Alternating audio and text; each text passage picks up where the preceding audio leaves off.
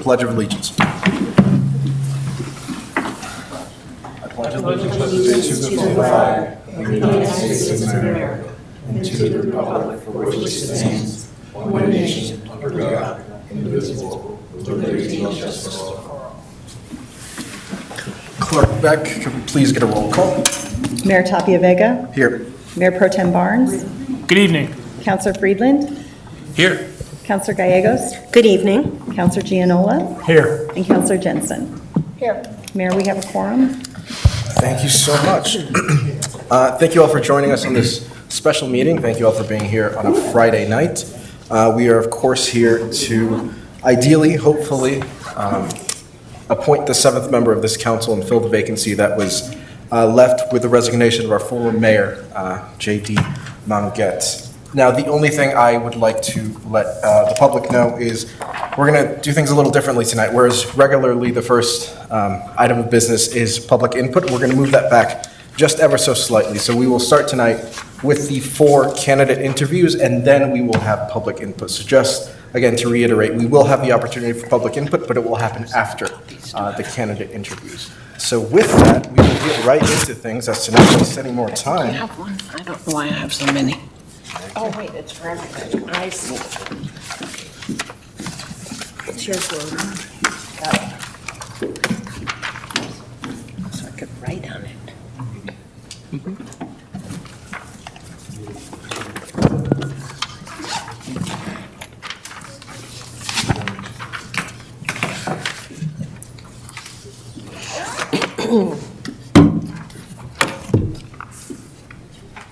Michael Watson, I know you as Mike. What would you prefer we call it? Either one, as long as you call me for dinner. But Mike is good. Well, first and foremost, thank you for being here. Thank you and I think I speak on behalf of all of council. Thank you for putting your name in the hat and your willingness to serve the city of Lafayette. This interview will run around 30 minutes. Okay. The way it'll work is each member of council will ask you one question. So 30 minutes divided by 6 questions. You have roughly 5 minutes for each question if you'd like. So be as thorough as you'd like. Take the time you need. And if there is time at the end, we will come back and you can ask questions of council.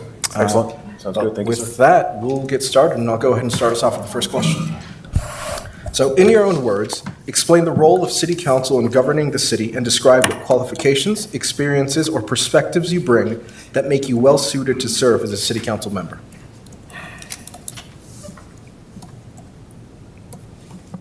Well, as I understand it, looking at the org chart of the city as well as democracy in general, you have the people up top, we the people of America, or in this case, the city of Lafayette. And then they elect the city council. The city council kind of serves at the desire of the people.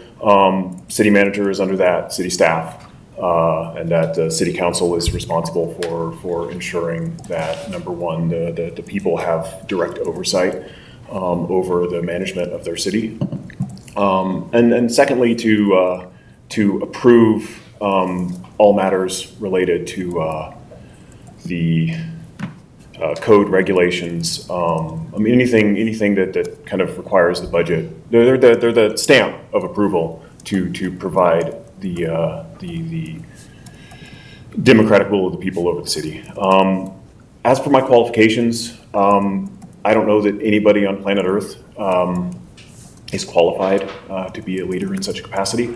But I think that democracy runs best when the people who are taking part in democracy are willing to step up to the plate and at the very least try their best, as all of you have done. And I'm deeply grateful that there are people like you out there who are willing to do that. I kind of started out my journey. I mean, I've been in leadership roles since I was 22 in the Navy. My first duty station, my first assignment in the Navy was as a hospital corpsman, taking care of elderly terminal cancer patients. It was a rough time at 21 years old, but it taught me humility, compassion, and empathy, and just a deep understanding and respect for the people who've come before us. I mean, there's a saying in science, on the shoulders of giants we stand tall, and many of those people that I had the honor of taking care of in the Naval Hospital in Washington, D.C., were giants such as that. I mean, individuals who stood up and volunteered for World War II, for Korea, for Vietnam, or just to serve in general, or their family members. From there, went on as a field medic attached with the Marine Corps. I got to see our country's foreign policy in some of the most unfortunate ways, as well as witness some real heroism, bravery, and meet some amazing people on both sides, some of whom were actually like detainees from fighting for their country in Iraq. It's kind of there that I started questioning the narrative of democracy in general, and kind of there's something that I saw for the first time in Iraq that I haven't been able to unsee when it comes to leadership in general. And that was that the people on the ground oftentimes knew exactly what needed to be. They knew what was happening, and oftentimes they had a pretty good idea of what needed to be done.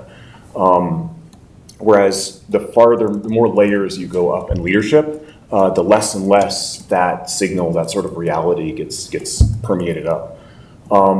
Perfect example of this, when I was over there, the big push was offloading some of the security responsibilities to Iraqi security forces and Iraqi police. And so there's this big push to recruit local members in order to serve in the Iraqi military and police. And that was touted.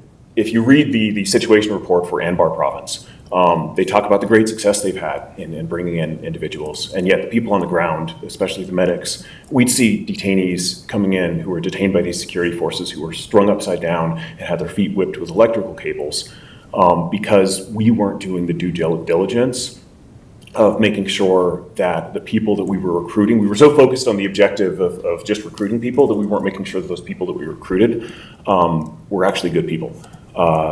And that kind of demonstrated to me firsthand the cost of what happens when a democratically elected leader and the bureaucracy that falls under them is unaware of the reality that's taking place on the ground. From there, Okinawa, Japan, I had the privilege and kind of a random happenstance moment of serving on the Emergency Operations Committee for Naval Hospital Okinawa during the Tohoku tsunami and an earthquake on March 11th. That was 2011, or 2012, sorry. And eye-opening to kind of be part. It was the first time I was in the room with the big people. Got to see some of the decisions being made, got to assist in communications and staging disaster relief supplies, and see how, when things were working, what a organized and powerful force of government, or force of good that a government could be.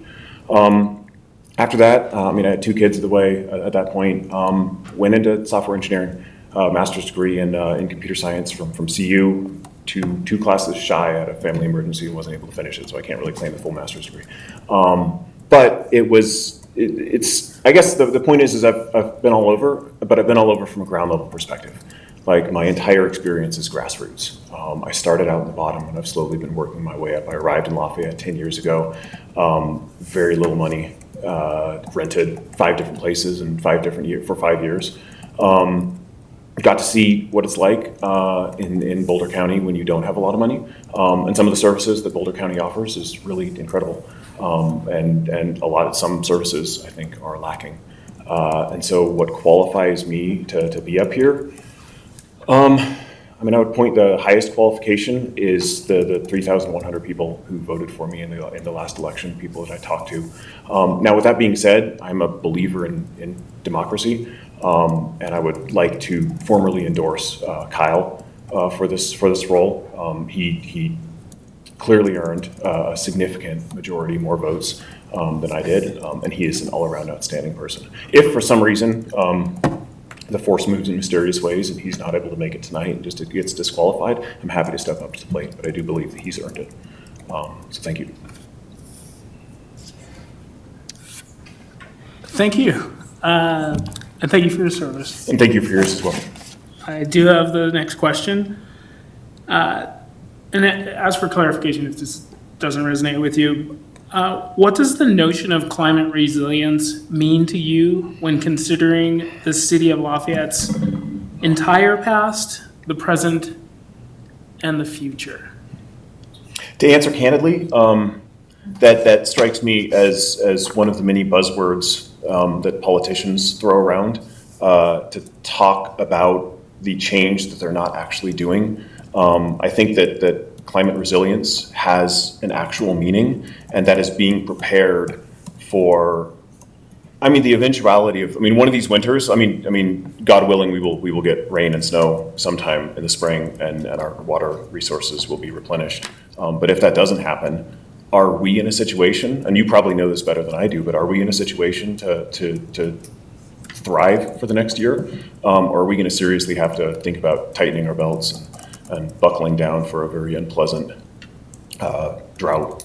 Climate resilience in the face of the mega drought that we're under for the past 2 decades. I think it's really about responsible management of our resources, making sure that we don't grow past our ability to provide. Water, I think, is one of the most pressing issues that we have here in Lafayette and along the Front Range.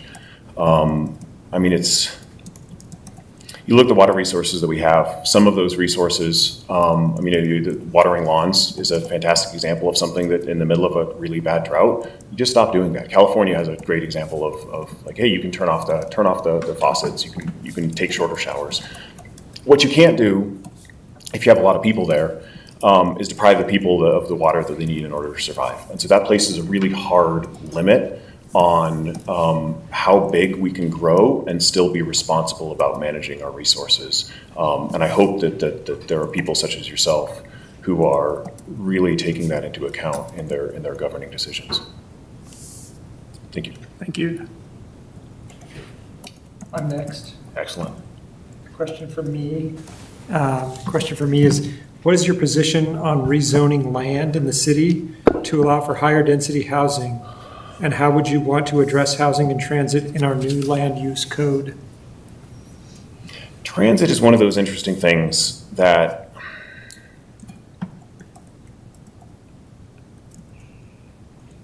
you can lead a horse to water, but you can't force it to drink. And I think that the people have pretty loudly spoken so far. Unless some significant changes are made to RTD in general and the bus system and kind of safety and other concerns, people don't want to take it.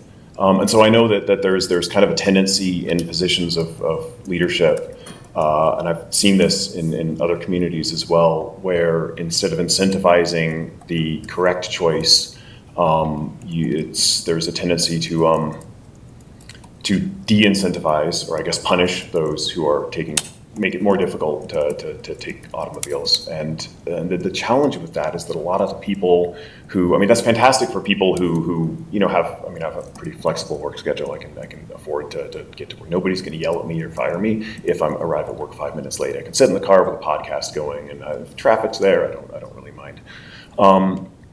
But there are a lot of people who don't have that luxury, who have to be at work at a certain time. And when we focus on sculpting traffic patterns, especially sculpting traffic patterns in favor of a mode of transportation that a lot of people don't actually want to take, what you end up doing is you force the less fortunate individuals or the less flexible individuals to take the bus, which I guess is a win. But it allows those who with more means to experience more freedoms. And I think we have a lot of that in America right now. We have like the guy who, I forget his name, but the guy who comes up here each meeting and talks about the airplanes. What better example is there of wealth privilege than the people who get to fly over the heads of everybody else? So transportation, what was the other component of that question? You want me to read again? Yes, please. I'll pull it out. What is your position on rezoning land in the city to allow for higher density housing? And how would you want to address housing and transit in the new land use code? So rezoning for housing density, I think that has to be responsibly done, and I understand that responsibly is another one of those buzzwords that people love to throw around, but that actually has meaning. I I don't think that the responsible course of action is to pave over yet another corner of paradise in favor of parking lots and buildings. I'm very, very much opposed to that, as I think I came off in the forums and when I talk to people. I am, however, rezoning like low-density housing. I'm probably one of the only like pro-environment people who would. We could definitely do like a couple buildings in town, like especially in the downtown region or along the 287 corridor, where we just discount the height limit and put in not a skyscraper, obviously, but a taller building. I mean, Lafayette Towers, something like that. But we can do that in a way that builds on top of the infrastructure or builds on top of the things that we've already paved over instead of detracting more and more wildlife habitat. If you can go on Google and you can look at like the 20-year satellite history of the city of Lafayette and put it in time lapse, and it is incredible to see how much of our natural ecosystem has been lost. And I think that's a true tragedy. But that also, I mean, you have to balance that with the needs of people. People do need jobs. People need a place to live. However, I mean, I think that even talking about that, especially the way Lafayette has grown, is a little bit disingenuous because a lot of the new housing developments that I've seen go up are single-family homes, like 2,000 to 3,000 square foot plus. I mean, these are McMansions going up all over the Front Range by people who claim to be environmentalists, or living in by people who claim to be environmentalists. And I mean, I do just fine in a 1,400 square foot house, and it's cozy and nice. And I would like to see more of that, more tiny houses, more like smaller apartments, ADUs. And then I think a few pockets of high density housing along transportation corridors where it makes sense. Thank you. Thanks. What do you believe is the most important issue facing Lafayette's future, and what do you think Lafayette should be doing about this issue? Do I have to only pick one? Get one, the most important. Okay.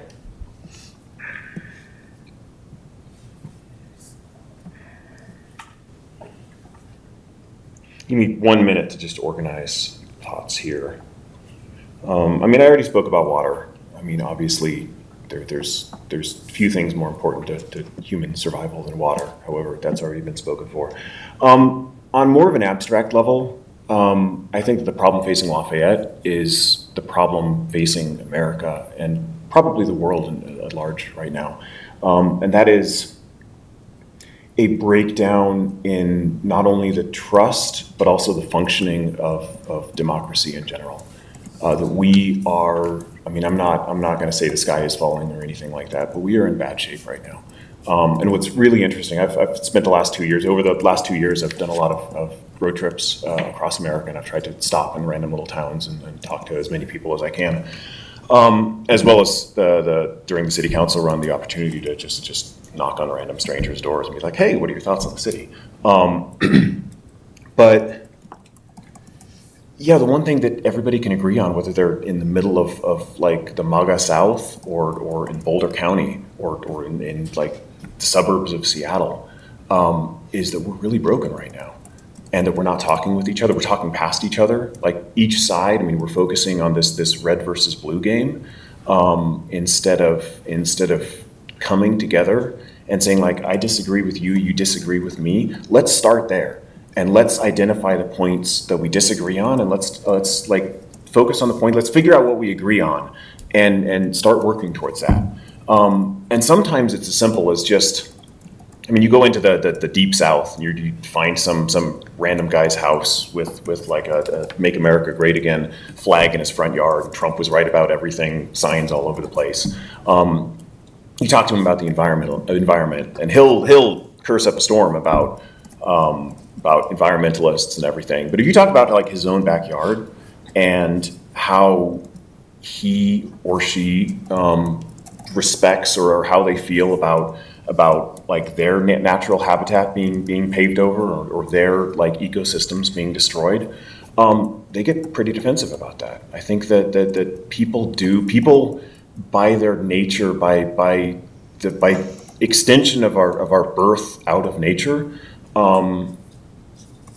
feel a connection there. Like, we want to be around animals. We want to see birds and flowers and just feel like we're a part of the ecosystem.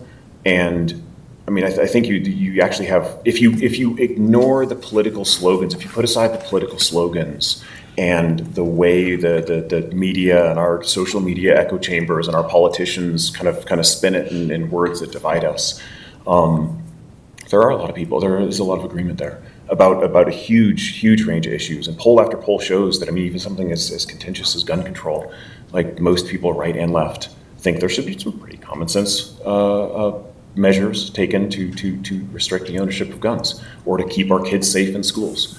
And the fact that even with this consensus, we still are not doing anything about it, to me, that says that our system is broken. And I'm a little bit, to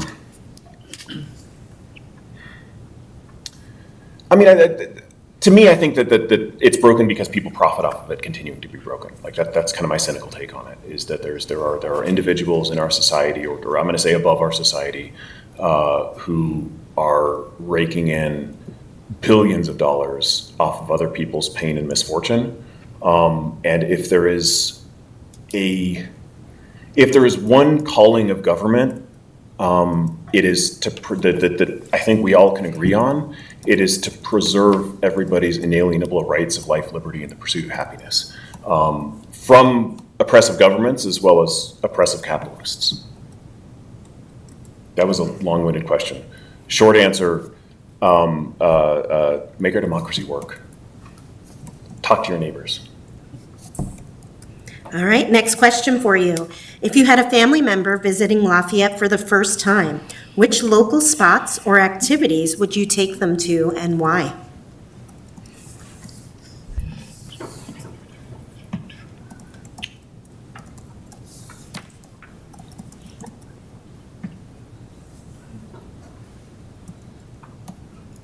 I mean, I'm a huge fan of Wanaka Lake and Coal Creek. I mean, if they were a hiker or a walker in general, or anybody who likes bird watching, anything, any of our open space. From a business perspective, I think that the coolest store, and there's two. I don't mean to play favorites here, but my two favorite stores that we have in Lafayette are the Little Herbal Apothecary, and Krishna Groceries. Which is such a fantastic. You can get stuff there that you can't get anywhere else. I mean, even the big stores, and the people there are fantastic. It's in both of those places, and that's kind of like what I love about small business in general. Other than that, the people, man, like, we have such good people here. I mean, that's kind of the big draw of Lafayette, is just the community that we have.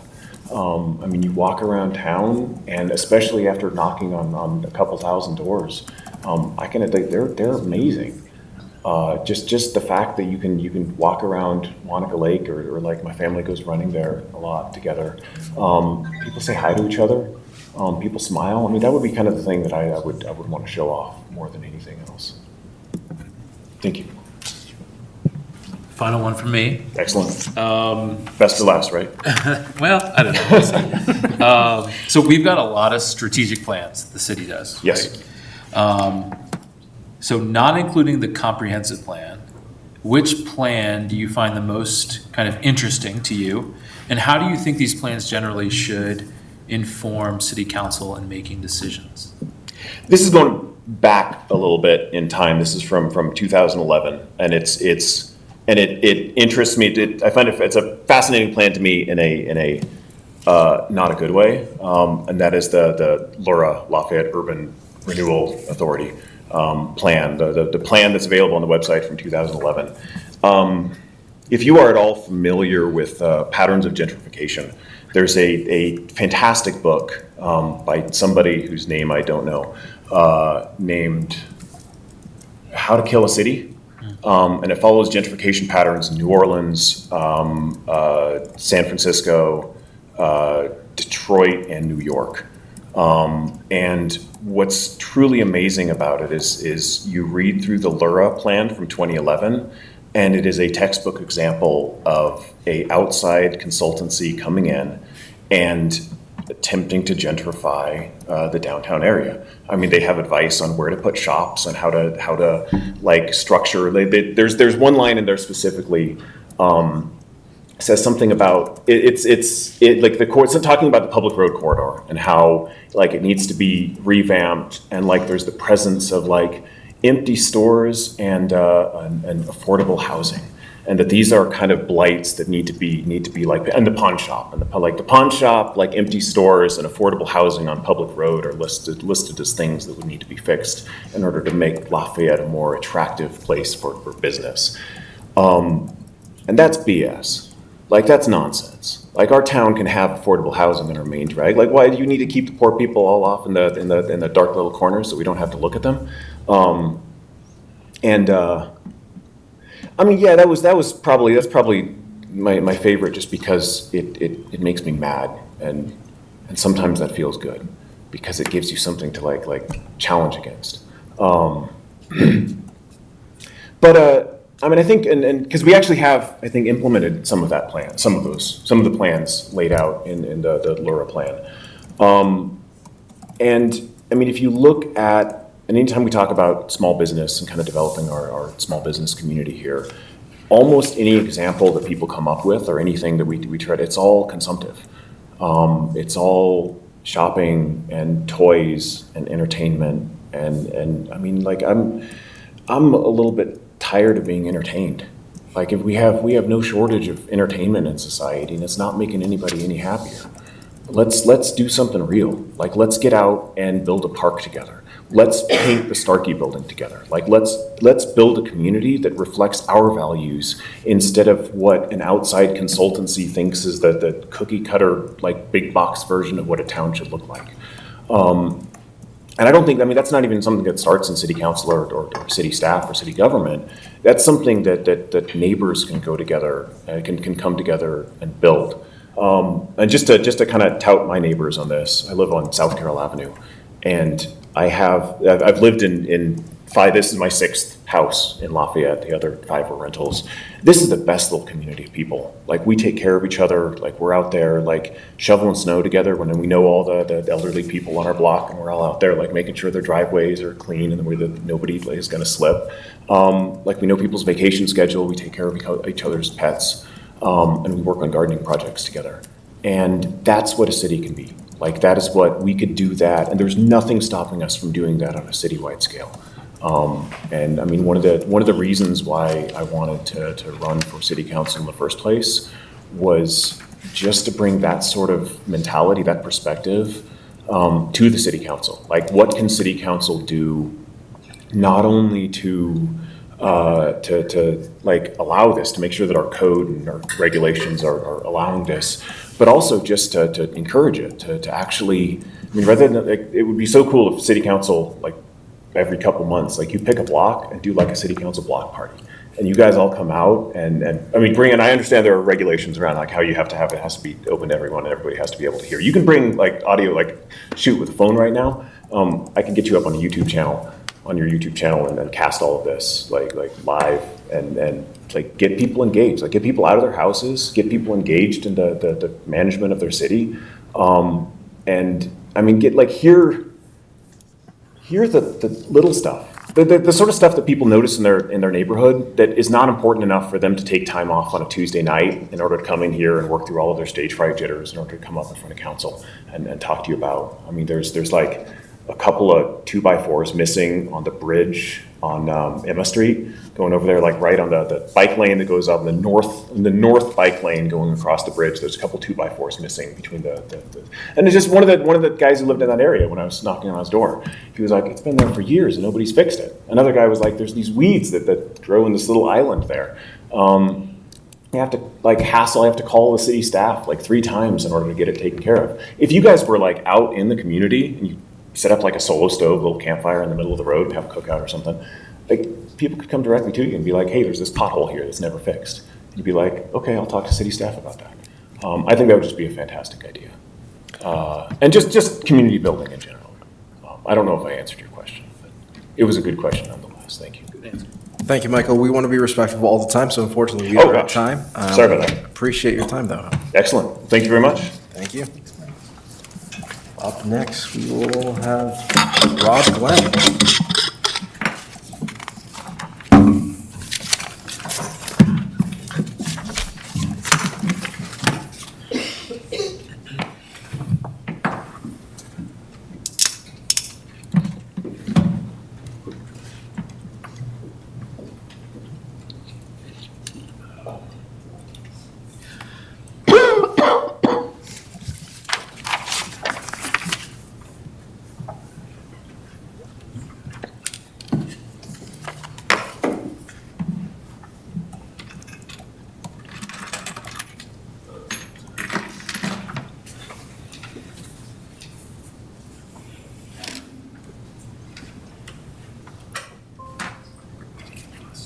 I think he's in the special holding room.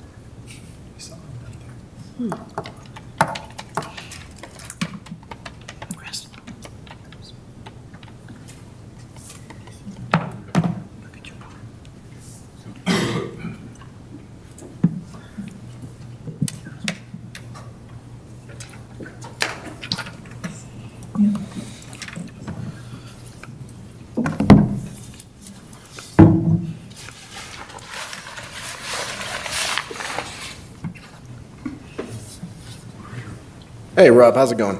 Hey, So, just real quick, first and foremost, thank you for meeting with us, and I'm going to say this for every single person who comes up, but on behalf of council, just thank you for putting your name in the hat and being willing to serve the city of Lafayette. We truly appreciate it. We'll have about 30 minutes, and there's going to be 6 questions, 1 question from each of us. So if you want to do quick math on that, that's about 5 minutes per question if you're keeping score, but be as thorough as you'd like. And I'll go ahead and get us right into the first question.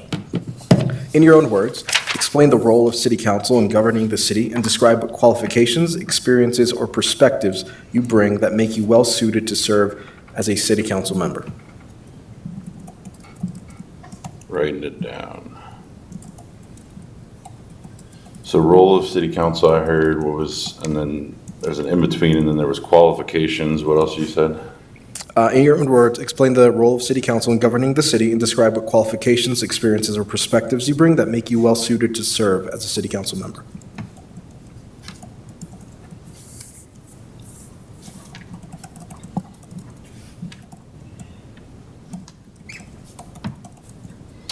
Yeah, appreciate it. I'll start off by first off saying thank you for having me today and allowing me through this application process to interview today. Really appreciate y'all's time on a Friday night, and just look forward to this process. First thing, the role of city council, the number one thing I will put out there is being the voice of the city. Each and every one of y'all were elected recently or previously to your terms on council, and the key point is, just listening. I mean, prior term is it's been so enjoyable since I decided to run for city council in August, and even like the ups and downs, hearing the things people love and hearing more of what people want fixed. Like, I enjoy every part of that, and getting to be that ear and then voice of expression to with the council and to the city, and working with staff and et cetera to help with needs. And then with that, it's crucial when you go into the role of city council, like the part of working with city staff, because they're here on the day-to-day. I mean, the role never ends being on council and mayor pro tem, et cetera, but the people who are here doing the grind day in and day out throughout the week is the people that have been hired to run the city through administration and the different departments. And then through that, it's also taking the information, one, looking at the budget. We all want, the city has these amazing services, and there's always more that people want, but that's all afforded through smart development and revenue and small businesses and helping them be here. and also managing that budget and understanding what taxes are coming in from sales tax and property tax, et cetera, to how it all evens out to afford all the different services and make sure we have the needs to meet our citizens' needs.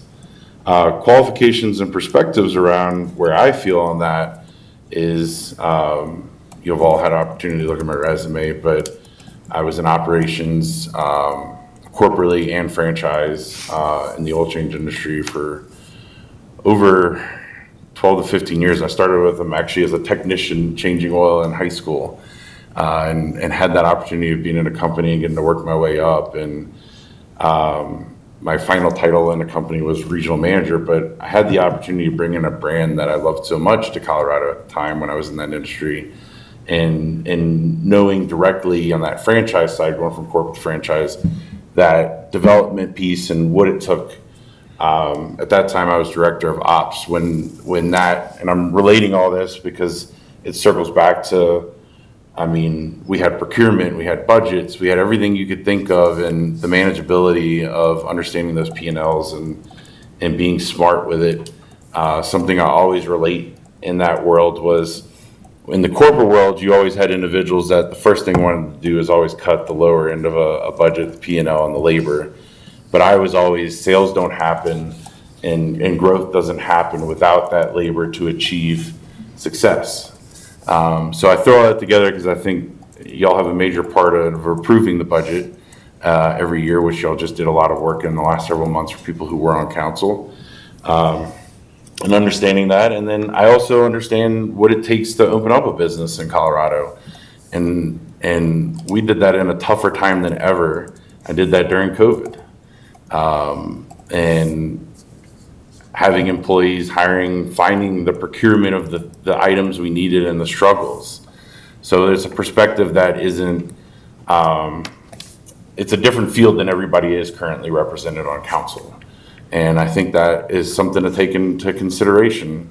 I know we had a recent election, and I know where I landed in there, and totally respect and understand how things went there and accept all that. But I still feel there's an area of my expertise. And then in the last 2 years, I went into the real estate world and have a different side of perspective and qualification to bring when we talk about adding housing in Lafayette. And I actually just yesterday had somebody come to me and they were looking for housing, and they're 64 and about to be 65, and they're like, what do we have for housing in Lafayette and senior living and all that? And I was able to talk about Willoughby Corner, but there's still tons of opportunities, like, of understanding the market and is that affordable housing and where it lands. That expertise of my day-to-day job right now and knowing where the trends are in housing and buying and renting, because I also do property management, and all the people I work with when it comes time to property management is like about, we want to make sure people feel safe, they can reach us and communicate. So that just kind of, that business aspect of my life, and I've always kind of been in leadership roles where I've always just been super thoughtful of process. If somebody brings something to light of an issue, I've always been, and no matter what tier I ever was, I always wanted to hear the people who had to do the day of that job and understand how this affects them. Is this the best answer for you? Wanting that buy-in and of any change that was ever made. And knowing, and I love the city when we talk about adding a pocket park, or you're talking about the recent upcoming capital expenditures, the time, I mean, it does slow things down at times, but the time that's taken to ask the feedback and making sure that we're getting that buy-in, or y'all are getting that buy-in before making that final decision on how you spend those funds and where it goes. And I love the ability I've gotten to watch y'all since the beginning of August, and current, our past council and current council, and just the collaboration you all have. And I love that aspect of getting to bounce ideas off of each other and watch everybody work. And I think there's a layer of circling and bringing it all back, that everything I just talked about in an experience that I could bring to the table and assist and help lead in the city with y'all. Thank you. Got the next question. Good to see you, Rob. Thank you. What does the notion of climate resilience mean to you when considering the city of Lafayette's entire past, the present, and the future?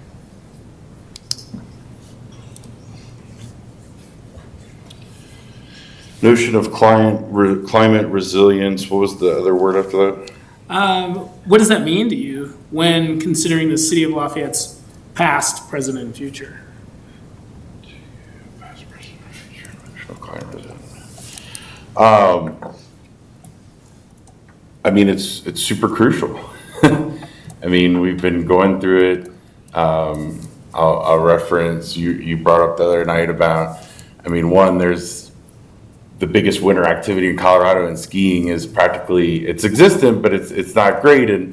But that's a direct reflection. I referenced that because it's like, I was so happy to actually see the snow stick last night. Because originally when you went to bed, you're like, are we going to have snow overnight? And I learned so much actually recently. I got to go to the Sleepy Hollow Reservoir, which we have some ownership in, and took a class. Actually, that's another cool thing you talk about, qualification.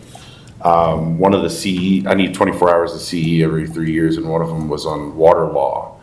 And I learned so much the importance of, well, one, we did a tour and then spent an extra 2 hours just on how that all works with water rights and all that. And when we talk about the biggest thing that affects us directly in climate is water. Because nature is not always giving it to us as much as we need. And how are we going to keep that for the long haul? And how does that go into development when we think about the future and the importance of making sure where is somebody getting water to be able to put in that development? But it's a scary thing. Like, we're seeing it directly in this, we're in January and we've had very little rain collection and moisture collection. It was actually pretty cool, just a quick little rant, but it talked about how the way the snow melts and the water reclamation and how it kind of repurposes and reuses itself when we do have enough snow in the wintertime, and how that can fund our important agriculture in Colorado, which is important too. There's other areas when you talk about past, present, and future, it's being conscious in codes. And I mean, I know they focused on the land use code update first, but there's also still codes and working with the comprehensive plan and so on, and all the things that are out there directing, which is beautiful to see. Like, there's not a change being made without taking the direction of all the work y'all have put into how you want the future of the city to work. I mean, I know, example from a code perspective about the class 4 shingles and with hail damage, and we talk about replacement and what that does for the long-term effect. So it's extremely important. It means a lot to me. But also circling back to what we said earlier, I got to watch when they were doing at the Planning Commission for the approval of the addition at the Red Queen. They were talking about they were preparing situation for the ability to have solar panels, but it wasn't required yet. But it's also that consciousness where they were thinking about the future when we can't afford this and how do we add that. I think that's crucial when we think about things we put into code, whether it be for residential or commercial, that we're helping elevate and bring our community into that, those standards, but also being conscious of what that cost is and what can be the biggest impact. Where things went really rough and wrong, where we talk about is the Marshall Fire, which is a scary climate thing, and we're this year seeing more. I came from Louisiana where there was hurricanes, and I'm like, I get away from that to come to fires, and I love being here, but evacuations and things I know too well, and I hope we don't have to deal with enough here. Communication of evacuations. I mean, we were doing hurricane drills in the oil change industry for shops. It was crazy the amount in hurricane season, we're doing it almost weekly, making them do all these preparedness. So I know what it takes for emergency situations, by the way. I went through Hurricane Katrina, and I've been in businesses during hurricanes. It's very different enemy with fire and Mother Nature, but it's still very much emergency response, and it's scary that anybody can be put in fear or harm or loss. But circling back to the Marshall Fire, it affected a lot of crazy insurance claims when you look at how codes were put in, when they were up to date, what insurance people have. And this is recorded and people are listening, I hope they check their insurance policy. So if something does happen in the near future, which we hope doesn't, they're prepared for that. But you got to be conscious of those changes and how it affects if something did happen, a disaster, and would somebody have coverage and stuff. So there's a lot to it. Hopefully that covers the past, present, and future, but the biggest thing for the future is making sure we're focused on how we can make our impact on this earth for the long run and make it sustainable for the people behind us, with as much affordability as possible. Thanks, Rob. Thank you. Next question for you. What is your position on rezoning land in the city to allow for higher density housing? And how would you want to address housing and transit in our new land use code? Rezoning for higher density, you said, Adam? Yeah, I'll read it again. What is your position on rezoning land in the city to allow for higher density housing? And how would you want to address housing and transit in our new land use code?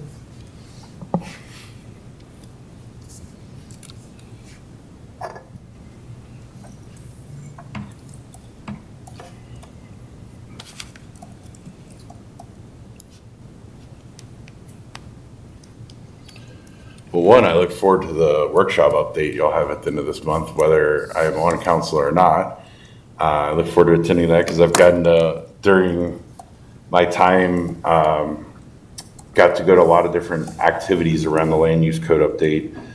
When we talk about higher density, it is a smart approach when done right. I mean, here's input when we talk about, because I know there's different layers of that, like adding dwelling units in Old Town or allowing it in other areas, but that's a state law. You actually, whether you have an HOA or not, you have to allow it. Now, what's used with that dwelling unit and et cetera is the thing, but man, construction costs are expensive. You're literally looking at somebody who is invested in Old Town Lafayette and has the land to add a dwelling unit and would love to add that dwelling unit with the top unit apartment that I could rent to somebody. I could not afford to add that. The current interest rates don't make sense to add that right now. And I know there's potential there's state grants being talked about. How do we do that smartly for functionality? But I mean, it all comes down to one, can somebody afford it? And I can tell you in current construction costs, a lot of that is scary the rent will most likely not be affordable in what it costs to build when you factor that in. These are going back to experience, I have a lot of understanding market rates. The other aspect that's talked about, I remember not townhomes, but like multiple units within a property. I forget the description used in the land use code. Those are tough because it gets back to the insurance question and the HOA and premiums. So I'm all for it, but is it really going to solve the problem if it can affordably be done? Which, look, interest rates are going down. So there is a very good chance in lending in that affordability, but I would be very shocked if somebody can build and do it without a lot of support and grant money to where it becomes reasonable to lower the rent rate. If anything, it's going to be high. And we saw that with Willoughby Corner when you look at, it is on the reasonable end, but when you look at older buildings that are out there, like Prana and so on, and what their one bedroom looks like in cost, it comes into almost comparable when you look at that AMI and the Boulder County, which that's more Boulder County instead of just Lafayette being able to control that. But adding units, if it can be done affordably and smart for the city, it's important. And where we do that and where we place that is important to be smart in that decision. Hopefully that answers everything around that. Oh, and then the transit, sorry, I did not answer that. I had to circle back to the question. No, I mean, the transit piece, there's the modal plan and all that. One, I love how much people focus around bike and walking around here, but we also need to make sure we have the infrastructure for anywhere we're adding for the extra volume. And it's been great to learn about whether it's a state highway or the city owns it and who controls it and all those complications, or is it shared with Louisville and we're we're splitting costs and all that. But I love when I had learned and been on tours and been in meetings when something is usually done, the city's usually been proactive in thinking about, hey, how can we make this better or expand this or improve the traffic circle when we are talking about car transportation or future bus transportation for quick lanes and so on. So that all goes hand in hand.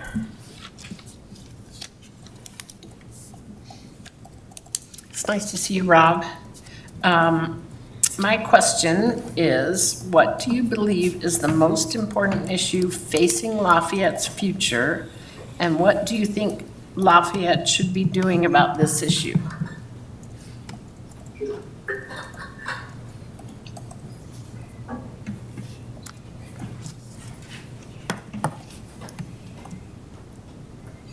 Yeah, I mean, there's always, I remember when I was campaigning, I mean, you can list tons of things that are super important, but if you're singling it down, it all comes around smart development.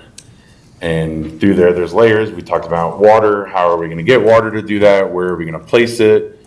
I think in the community, also knowing like the phrase open space versus vacant land is two very different things. What we would like to encourage to see open space and what is dedicated open space right now. But all that goes hand in hand. And it goes back to the environment piece. We live on this earth. We need to treat it right. We have wildlife that we share it with and enjoy and are blessed to get to see in our open spaces. And so it circles back to one, how do we prioritize smart development? How do we be thoughtful with that process? How do we make sure what is being built is the proper mix, whether commercial or residential? What are they bringing to the table with resources instead of depleting our resources? And how is it working with following the process and everything around that? But I think everything circles around the biggest local question of development and doing it smartly. Thank you.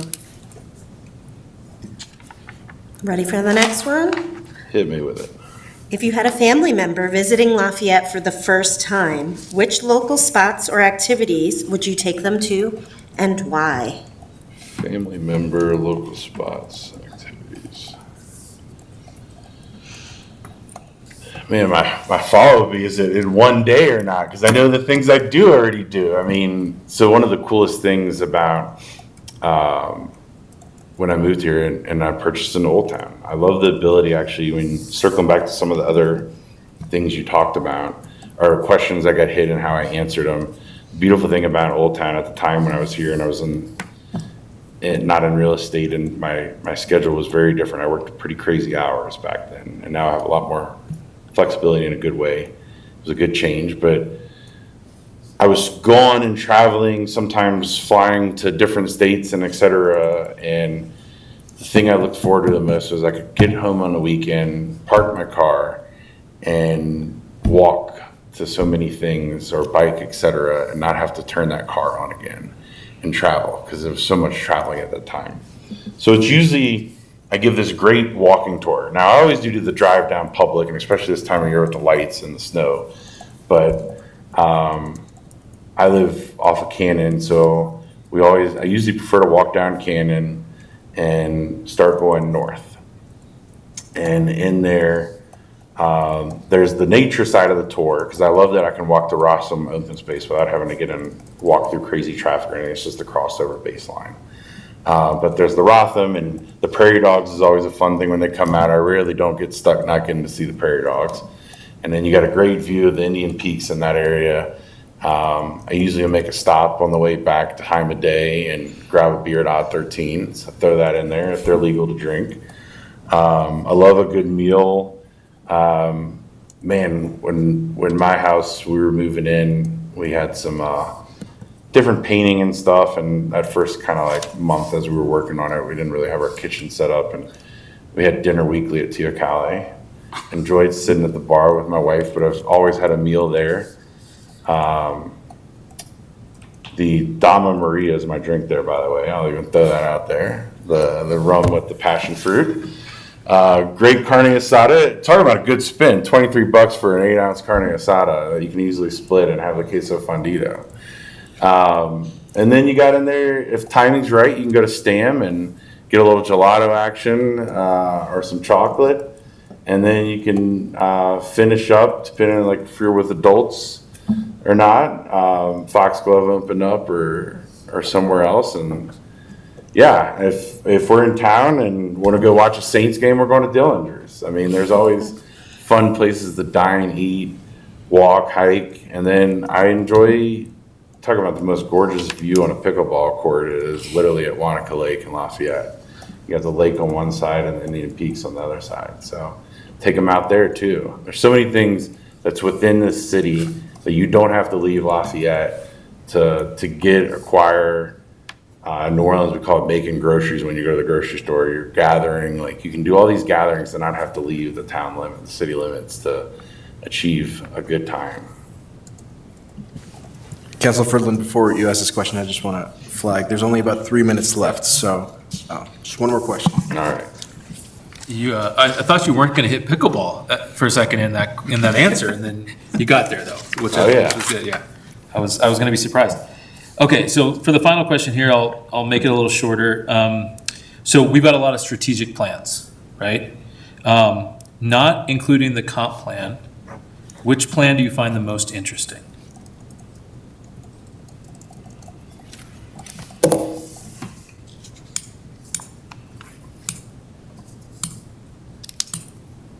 Not including the comp plan, which like literally covers it all. You're making, I mean, it's probably the sustainability or the modal transportation.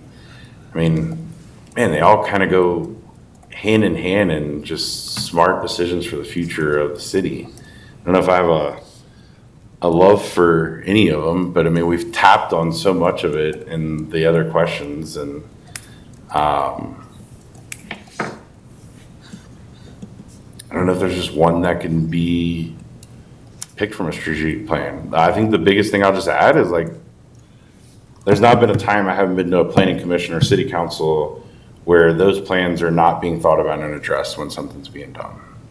So it's not as much picking as one plan. They're all important. They all play a key role to the future of the city. And so that's going to be my answer. I'm going to go the broad one. I'm not going to pick one. Thank you. Rob, thank you so much. We appreciate your time.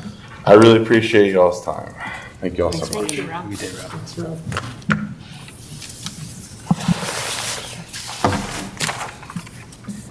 A lot of food for thought.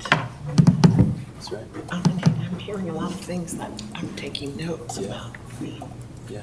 What was the third part that we need to think more Everyone about? seems to be thinking of water and think of environmental issues, but they don't think about emissions. They don't think about air quality, carbon footprint, because it's so technical, I think, that it's hard It's for not very people clear. to. No, It's really not. it isn't.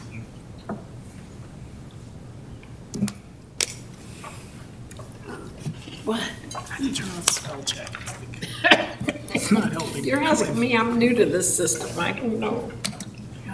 Well, it's the word, it's not, it's wrong. Hello. Hi. So for our third candidate of the night, I want to make sure I get your last name right. So let me try, because I think I know you well enough. Kyle Bollier? Bollier. Bollier. I was Yes. so Bollier? close. I was so Bollier. close. I'm sorry. All right. Where's the R in there? There's no R. The name has evolved over the years. Thank you so much for being with us here tonight, Kyle. And again, thank you so much for just throwing your name in the hat, for your willingness to serve the city. We will have 30 minutes for this interview. In this interview, each one of us will ask you one question. So 30 minutes divided by 6 questions, about 5 minutes a question if you're keeping time. But do as you wish, be as thorough as you'd like to be. And I will go ahead and get us started with the first question. In your own words, explain the role of City Council in governing the city and describe what qualifications, experiences, or perspectives you bring that make you well-suited to serve as a City Council member.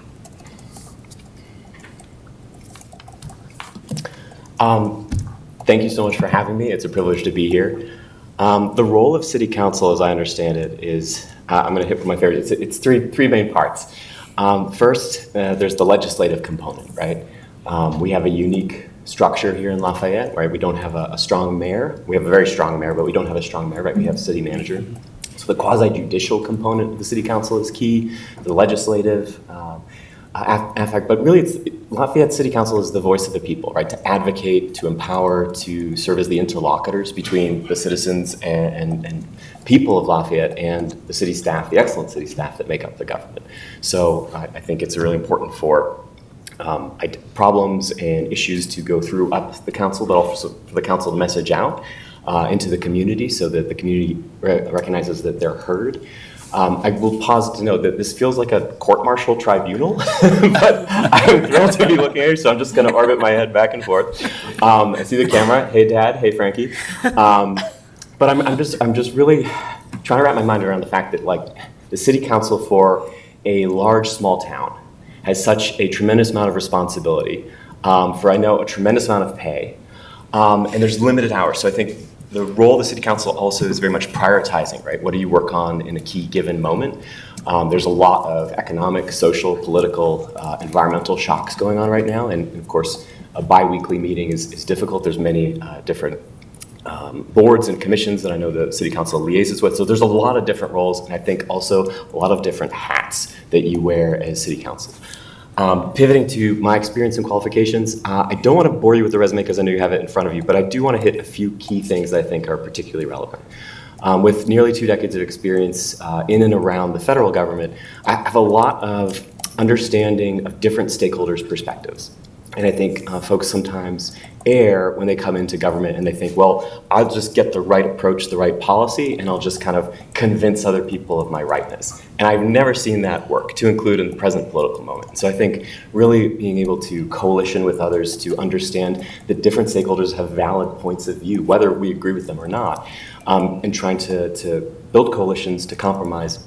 So I've done that with the FBI, with joint operations and national security, joint terrorism investigations with both state police, with other national agencies, occasionally with the U.S. military. I did that with the State Department, with foreign government partners. I have a lot of experience briefing congressional staffers, which a little bit feels like this. And I think really focusing on the partnership building component and the coalition component. I check time. The other piece of experience, I mean, the past several months have been fascinating, going from being like a regular, normal citizen in Lafayette to a weirdo citizen who's trying to get involved in public service. So I think that resonates probably with the folks up there. But the knocking on thousands of doors, talking to hundreds of different residents, trying to wrap my mind around all the different comprehensive plans, all the different plans, all the different strategies, all the different stakeholders, all the different responsibilities that City Council has.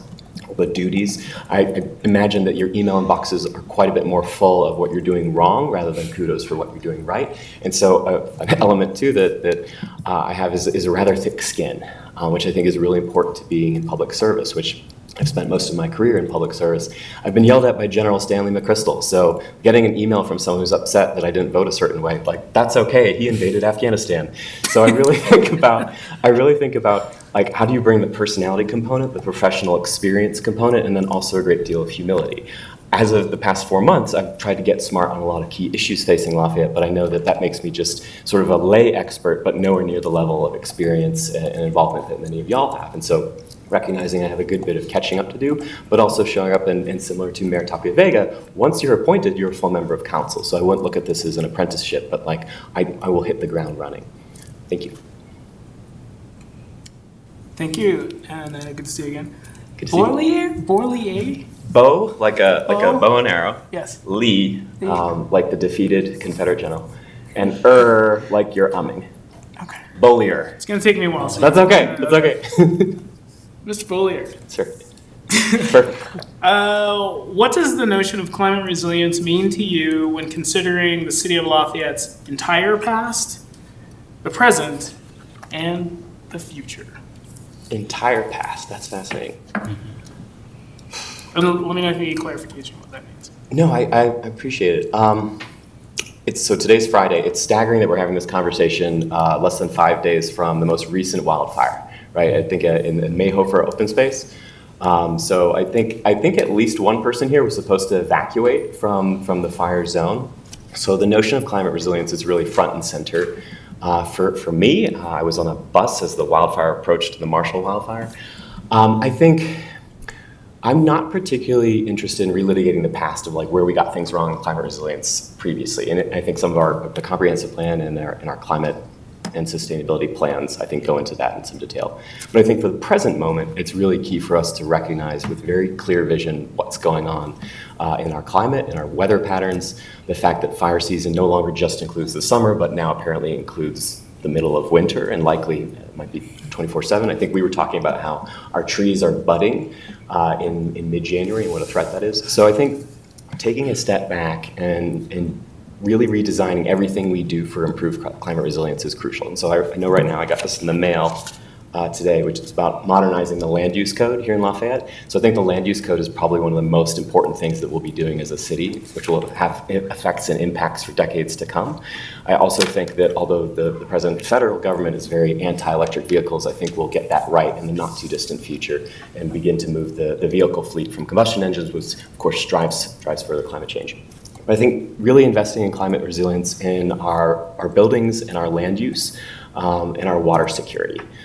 These are huge threats, and I think very highly of the city of Lafayette, but I also think we're a rather small player in a very big constellation. And so everything we do in climate resilience, I think, needs to not be from an island of good ideas, but needs to be in consortium and coalition with other key partners, which I know is already underway, right, with particularly here in Boulder County, the Front Range, but leveraging other partners up and down the Front Range across Colorado to really invest in building those. The last thing I'll note, just we've done a little bit of work on our home, my wife and I, David, and it's striking that the way we construct homes in 2026 is still very similar to the way we built homes in 1950, which is essentially just a tinderbox. And so one thing I want us to collectively think about is how do we change the land use code, building codes, to be a bit more resilient, whether that's incentivizing metal roofs or, say, 20 years from now, no more asphalt shingles, but that we really do need to think a bit more about how to harden our infrastructure.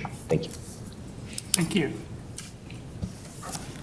All right, next, related topic. What is your position on rezoning land in the city to allow for higher density housing? And how would you want to address housing and transit in our new land use code? I must have jumped the gun.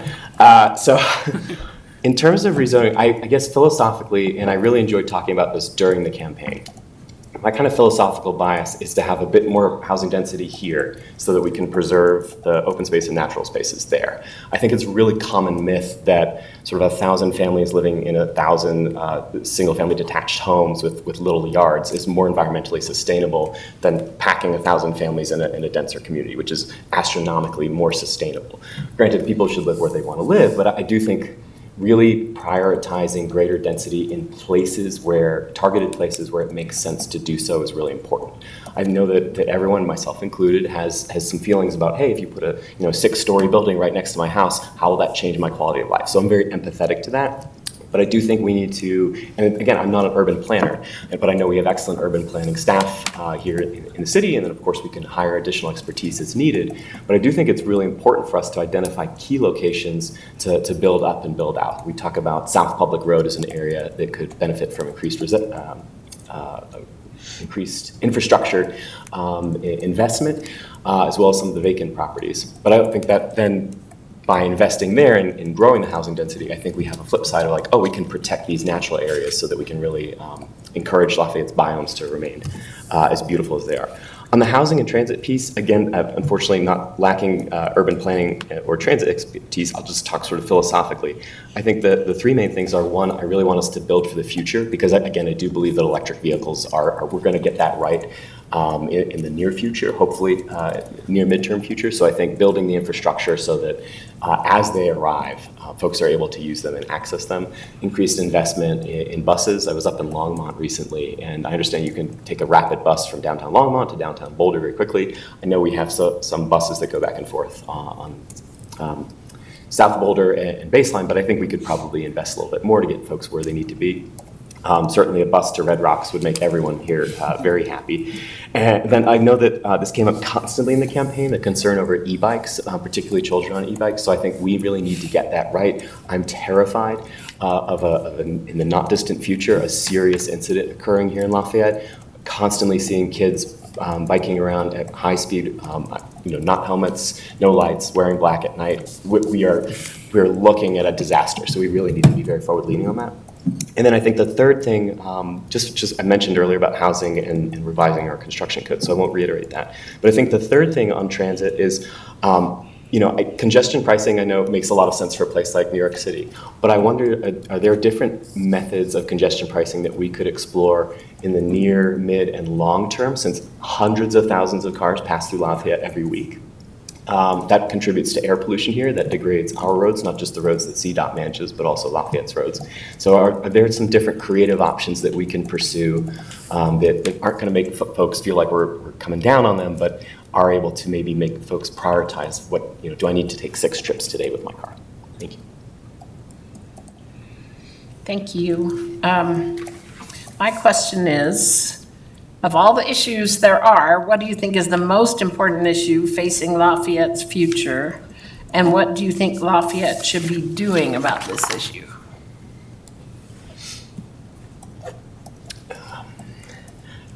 Nothing else matters that Lafayette does if our town burns down. Nothing else matters. So hardening our city against wildfire risk, I think, is by far the most important issue and by far the biggest threat we face. If conditions had been a little bit different on Monday, if maybe our excellent first responders were responding to another issue and so we're a bit delayed getting to Mayhofer, we could have lost a substantial chunk of the city.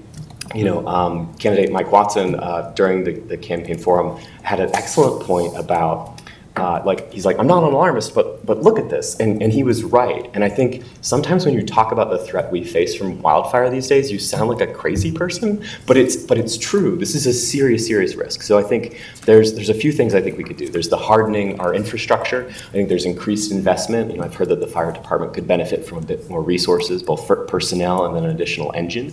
I think continuing to invest in scenario planning. I believe it was the December 16th City Council meeting where the Fire Chief Pete talked about basically the recurrence of a Marshall Fire type event was on the horizon, but then last minute the conditions changed. But we ran a number of exercises and we're really cohering and preparing in a much more effective way than back in 2021. So I think that's really cool. Do they need some investment and help so that we can war game in other situations in order to prepare for those? A question that arises, I know not all of us got the alerts on Monday. I certainly didn't, despite living a mile north of that open space. So what do we need to do? Who do we need to lean on? What doors do we need to bang on to get the alert system fixed? Are we all clear as Lafayette residents what our evacuation plan is? Do we all know how to build a go bag? And do we have a go bag in our house ready to go? Are there things that the city can put out about building a go bag, with appropriate tailored things for different folks at different points in their life? We talked about the snow angels on the council meeting on Tuesday. Is there a similar thing for wildfire risk, right? Because it's one thing for me to take my time and shovel, my neighbor Bob's driveway. It's another thing if there's a fire bearing down and I'm getting my family, I'm going, who's looking out for Bob? So I think thinking about those particular issues. So I think that's like the existential issue. Then I think there's another series of issues. Obviously, there's an affordability crisis that I think we're all grappling with. And I'd be remiss, if I didn't say, I am terrified of what our federal government has become and what it's doing. I should not know Renee Good's name. None of us should. That related to the recent murder in Minneapolis. So I think Lafayette, while that's well outside of our manageable interests, there's nothing we can do to control that. We can control and prepare for how we're going to behave if and when ICE returns to our city, our county. And so thinking about the existential threat in some ways that we face as a small town with a hostile federal government. Right, there was recent legislation to protect, I'm not going to get this fully right, but to help water security in rural Colorado, I believe in the southeast of the state, that the president vetoed. So denying Colorado of key resources against a serious threat. So the fact that Colorado is being targeted by this federal government is a real concern for us. And that's going to have, as this council well knows, trickle-down effects for Lafayette. Thank you. Oh, I'm the next one, sorry. If you had a family member visiting Lafayette for the first time, which local spots or activities would you take them to and why?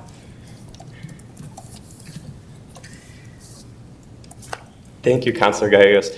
At this point, if I had a family member visiting for the first time, I probably don't like them. So I might take them to someplace in another town. Fortunately, I've been very lucky to have family visit constantly, but I take the point of your question.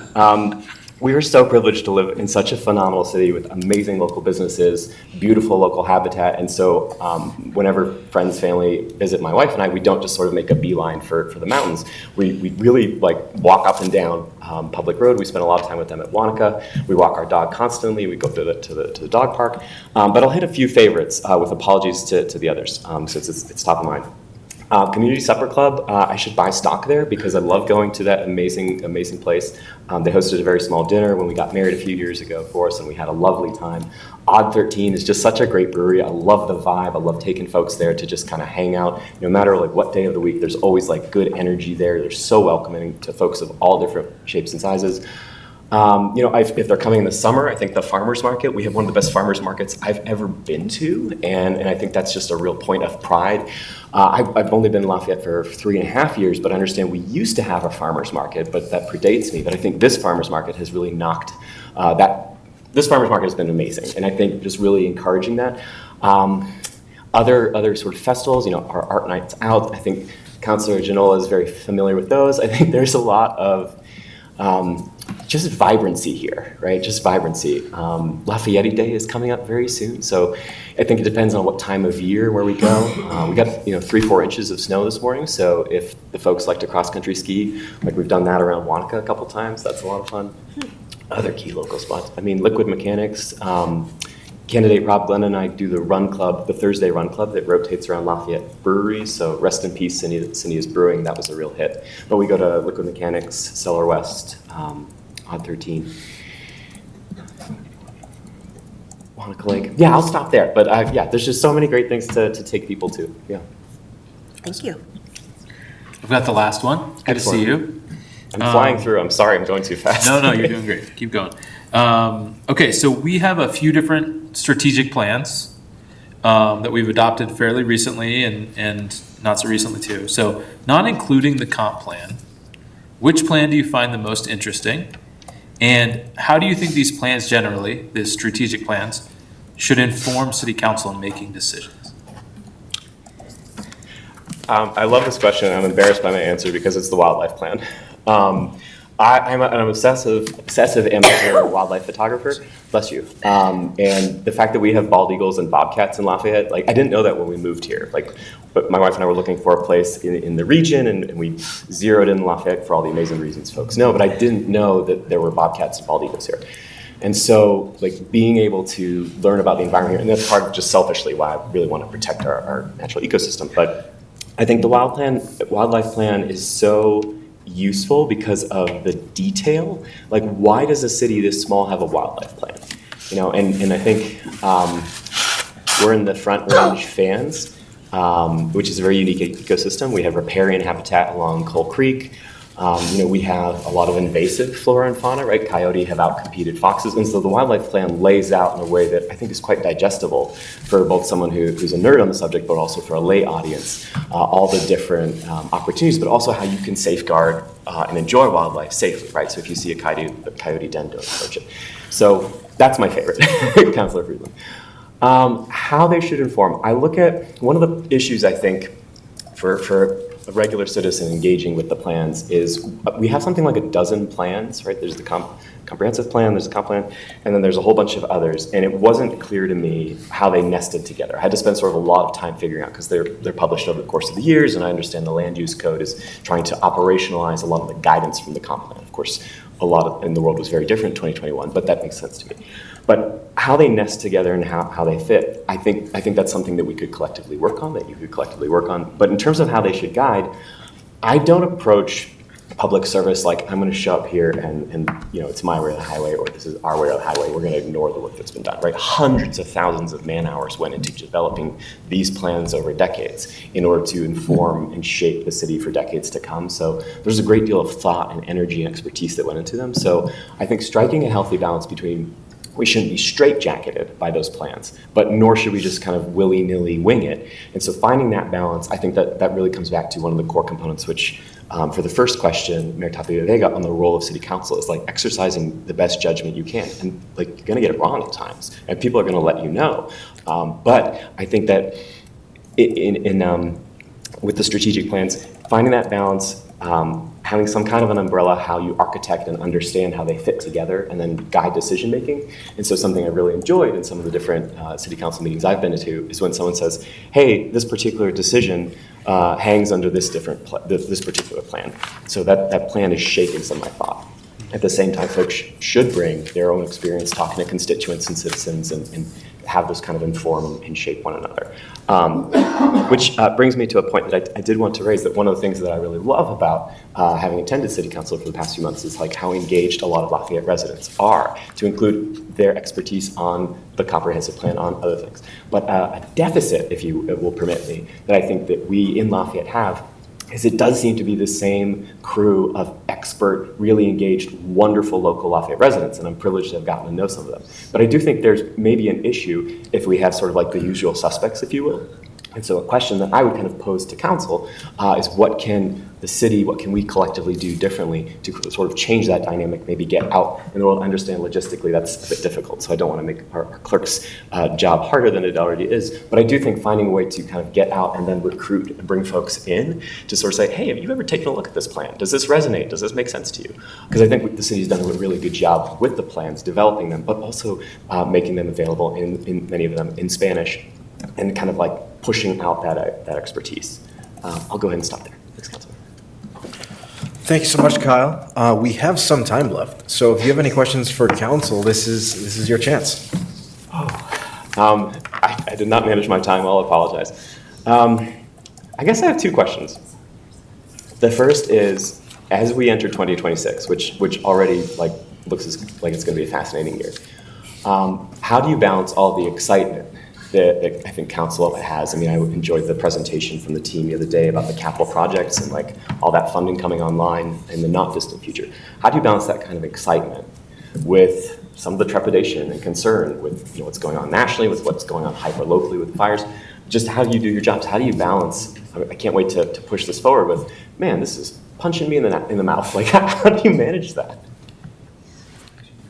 Is there any particular member of council who would like to answer this?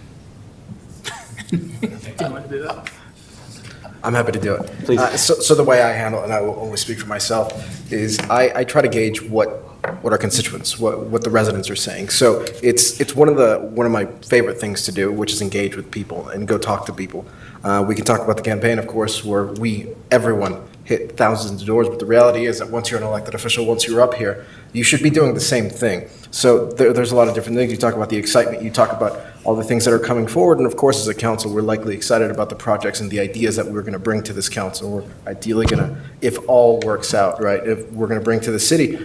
But yes, there's always uncertainty, there's always trepidation, there's always things that push back or things that kind of get in the way. And for me, the only real way to kind of walk that rope is to talk to people and kind of understand it, and really just remember that at the end of the day, you're not here for yourself, you're representing the 30,000 residents that make up our city. So it's a really impossible question because it's not a one size fits all. It's every issue is different, every person is different, every counselor is different. But ultimately for me, and again, I will only speak for myself, it's just making sure that when I'm up here and when I'm making decisions and when I'm reading packets and when I'm talking to people, I understand that what I'm doing is to serve the city as a whole. Thank you. Could I add? Yeah, of course. So I really appreciate the question, because I think we have an opportunity as a council to try to really kind of get back to basics. And I think it comes down to providing just excellent city services, right? Like leaning on running the city really, really well, being fiscally prudent so that no matter what comes, we can handle it. We have a new mayor, right? It kind of feels like we're in a new chapter. Our city manager has now been in the job for a little bit. I think she's ready to really like run, right? So we have an opportunity to kind of ask ourselves that question. So we've got a retreat coming up soon. And so I think it's a really good question. I don't know if we have the answer yet, but to me, that's sort of where my mind's been going. Great. Thank you. Can I jump in there? Of course. We've had this, that question has come up. And because of all the development of all the plans, and I've heard from others, they really appreciate what Lafayette does as far as getting public input. And we get a lot. From one single public input event, I do remember seeing over 300 responses to one of the questions. And as a city councilor, that's our responsibility to look through them.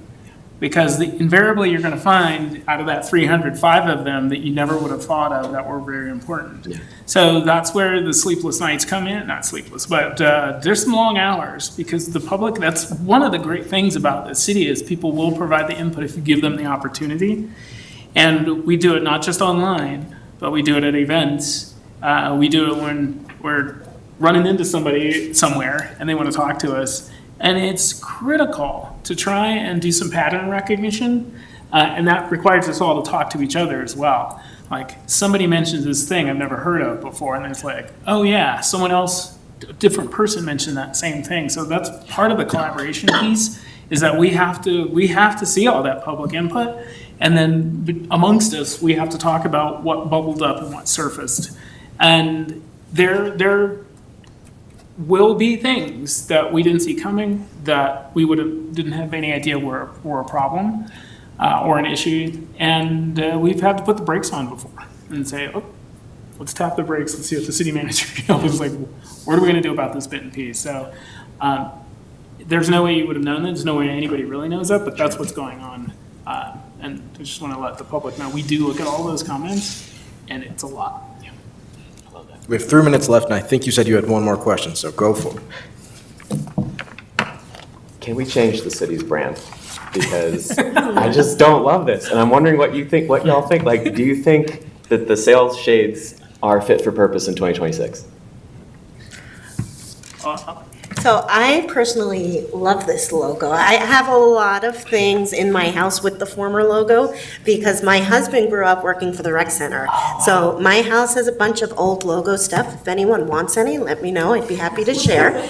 But when I see this, I think of the Peach Festival. I think of Public Road. So this is our community. I love the colors. I think it's beautiful. But it's not up to me personally. And it's not up to council either, just so you know. There was a branding study, if you'd like, you can look back at that one. I'll have to look at the branding study. And we did lots of public input to that. So it's something we can talk about. We have to have the residents and the city, the 2026 ballot initiative. I'm not going to say that, but maybe. Thanks for your public input on that. We'll take it under consideration. Kyle, thank you so much for your time. Thank you, sir. Thank you all very much. Happy New Year. Thank you, Kyle.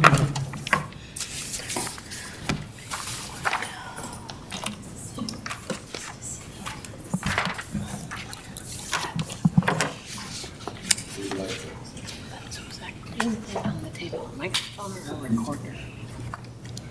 That's a microphone. I think we should coordinate and only wear those colors to meetings. I don't have an opinion, but I sure wouldn't want to spend a lot of time right now when we have so many other things on our plate, working on the new logo. It just, Noted. I'll get to work on a couple sketches for us. no, please, please. Visual things are not my thing.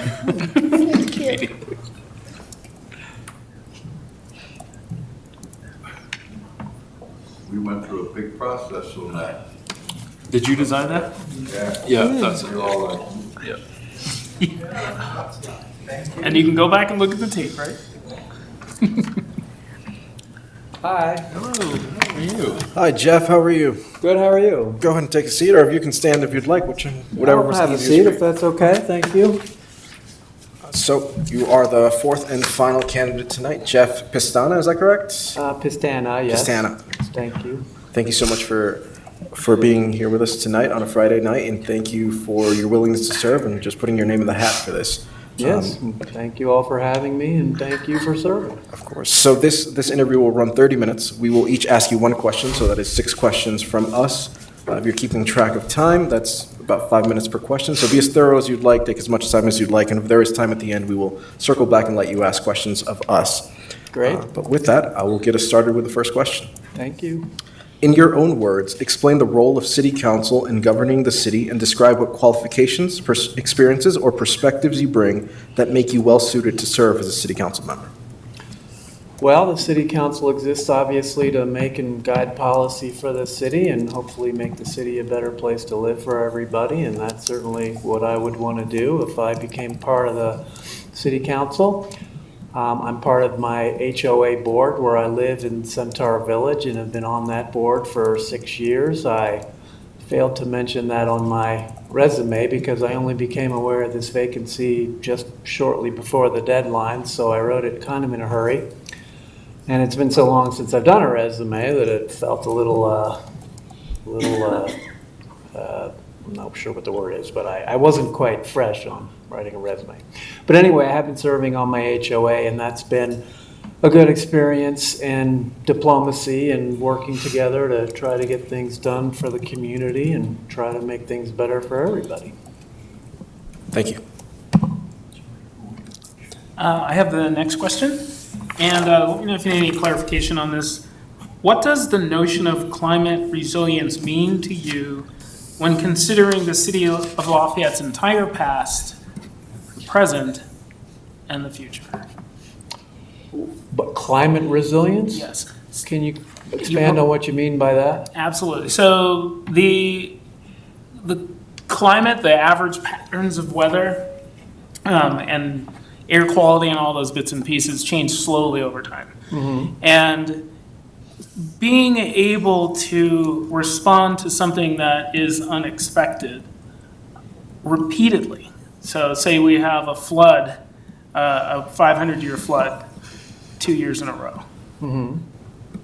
It's just 500 years because that's how dramatic it is. Right. So if we were to have 2 500-year floods, how do you set the city up to recover from the second one? Be resilient, not just prepared, but put in place things that help us respond to continued issues if the climate shifts to a point where that's the new reality. Is that helpful? Yeah, I think so. I certainly agree with the science that the climate is changing and that it's a problem that needs to be addressed. I live adjacent to Coal Creek, and I was there when the last flood happened, so I'm at a firsthand view of that. And then, of course, the Marshall Fire happened, and that's a scary thing that could happen again at any time. We just had the recent scare with electricity being shut off. So those are big concerns. As far as dealing with them locally, I would just want to encourage the community to understand the reality of it. I mean, it's a global issue, so I'm not sure how much change we can affect on that scale locally, but we can certainly encourage our own community to understand the risks and to be better prepared for the risks. So say there is another sudden evacuation where we all have to pack up and get out in 20 minutes. So hopefully that's not going to happen, but we've seen that it could. So I'd want to encourage the community to just be better prepared for those kinds of risks. Okay. Because it is a real threat that I believe is going to increase and not decrease. Thank you. Appreciate your response. Thank you. Who's next?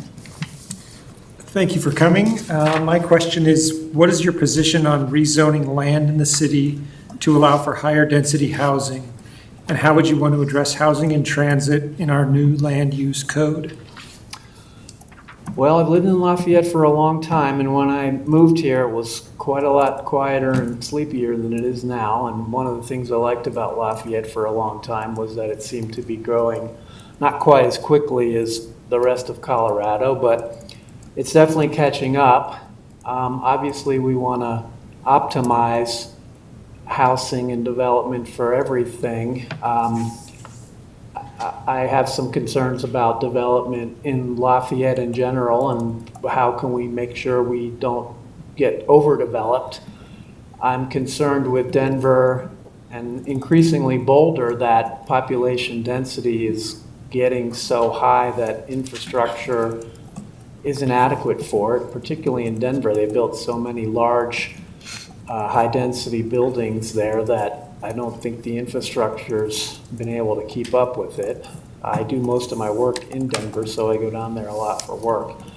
But we'd want to do whatever we can to avoid that kind of thing happening to Lafayette, because I think a big part of Lafayette's charm has been its old town feel and its small town feel, and that's a big part of why I've liked it here and why I've stayed here as long as I have. Thank you. Thank you. So my question is, what do you believe is the most important issue facing Lafayette's future, and what do you think Lafayette should be doing about that issue?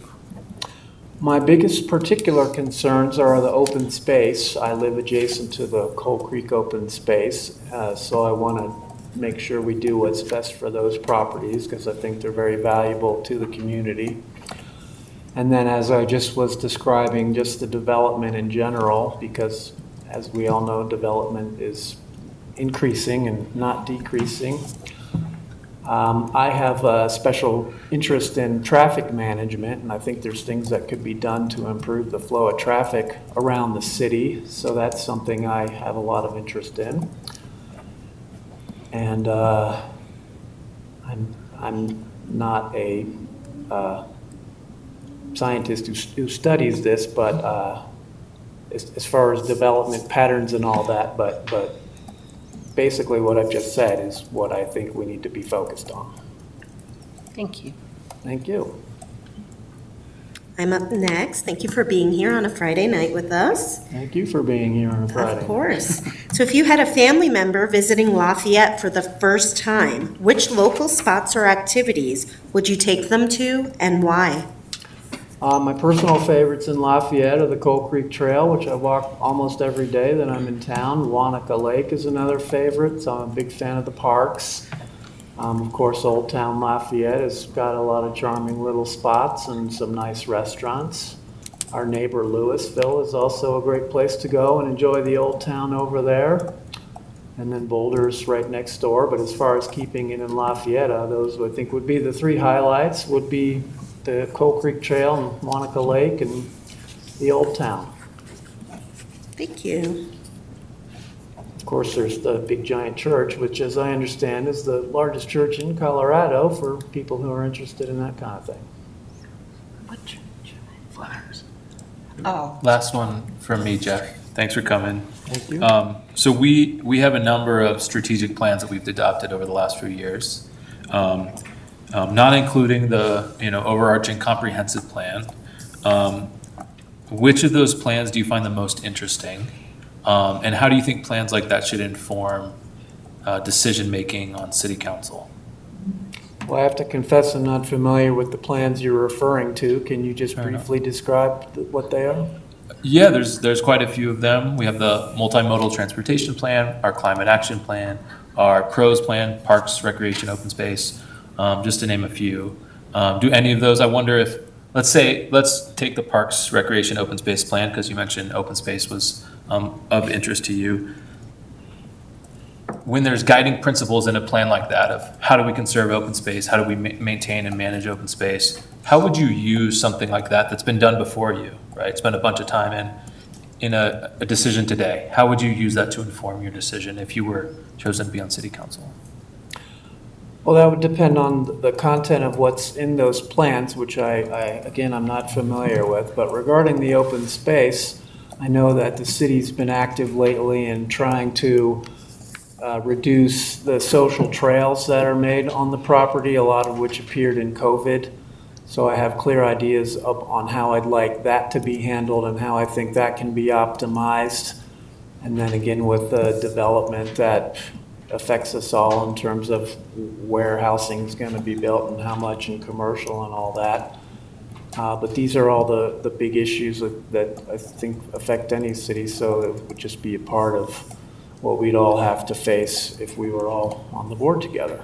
But before I could give more detailed information, I'd have to have a closer look at those plans, which I'm, as I said, not completely familiar with. Fair enough. Thank you. Appreciate it. Thank you.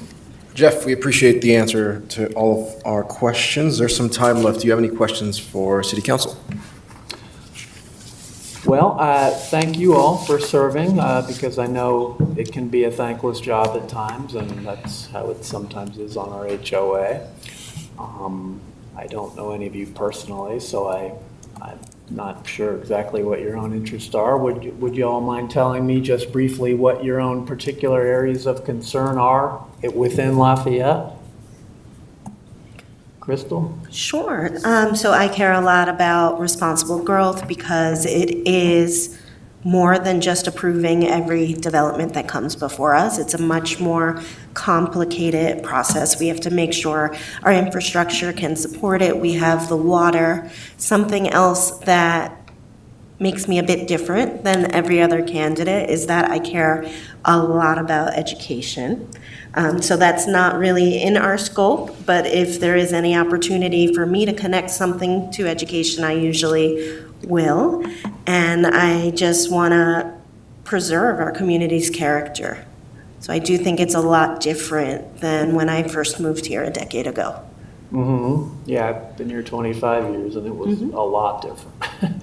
But regarding what you said, I think Broomfield is a good example of what not to do, because I feel like Broomfield is just building anything and everything they can, or that's how it seems to me driving through it.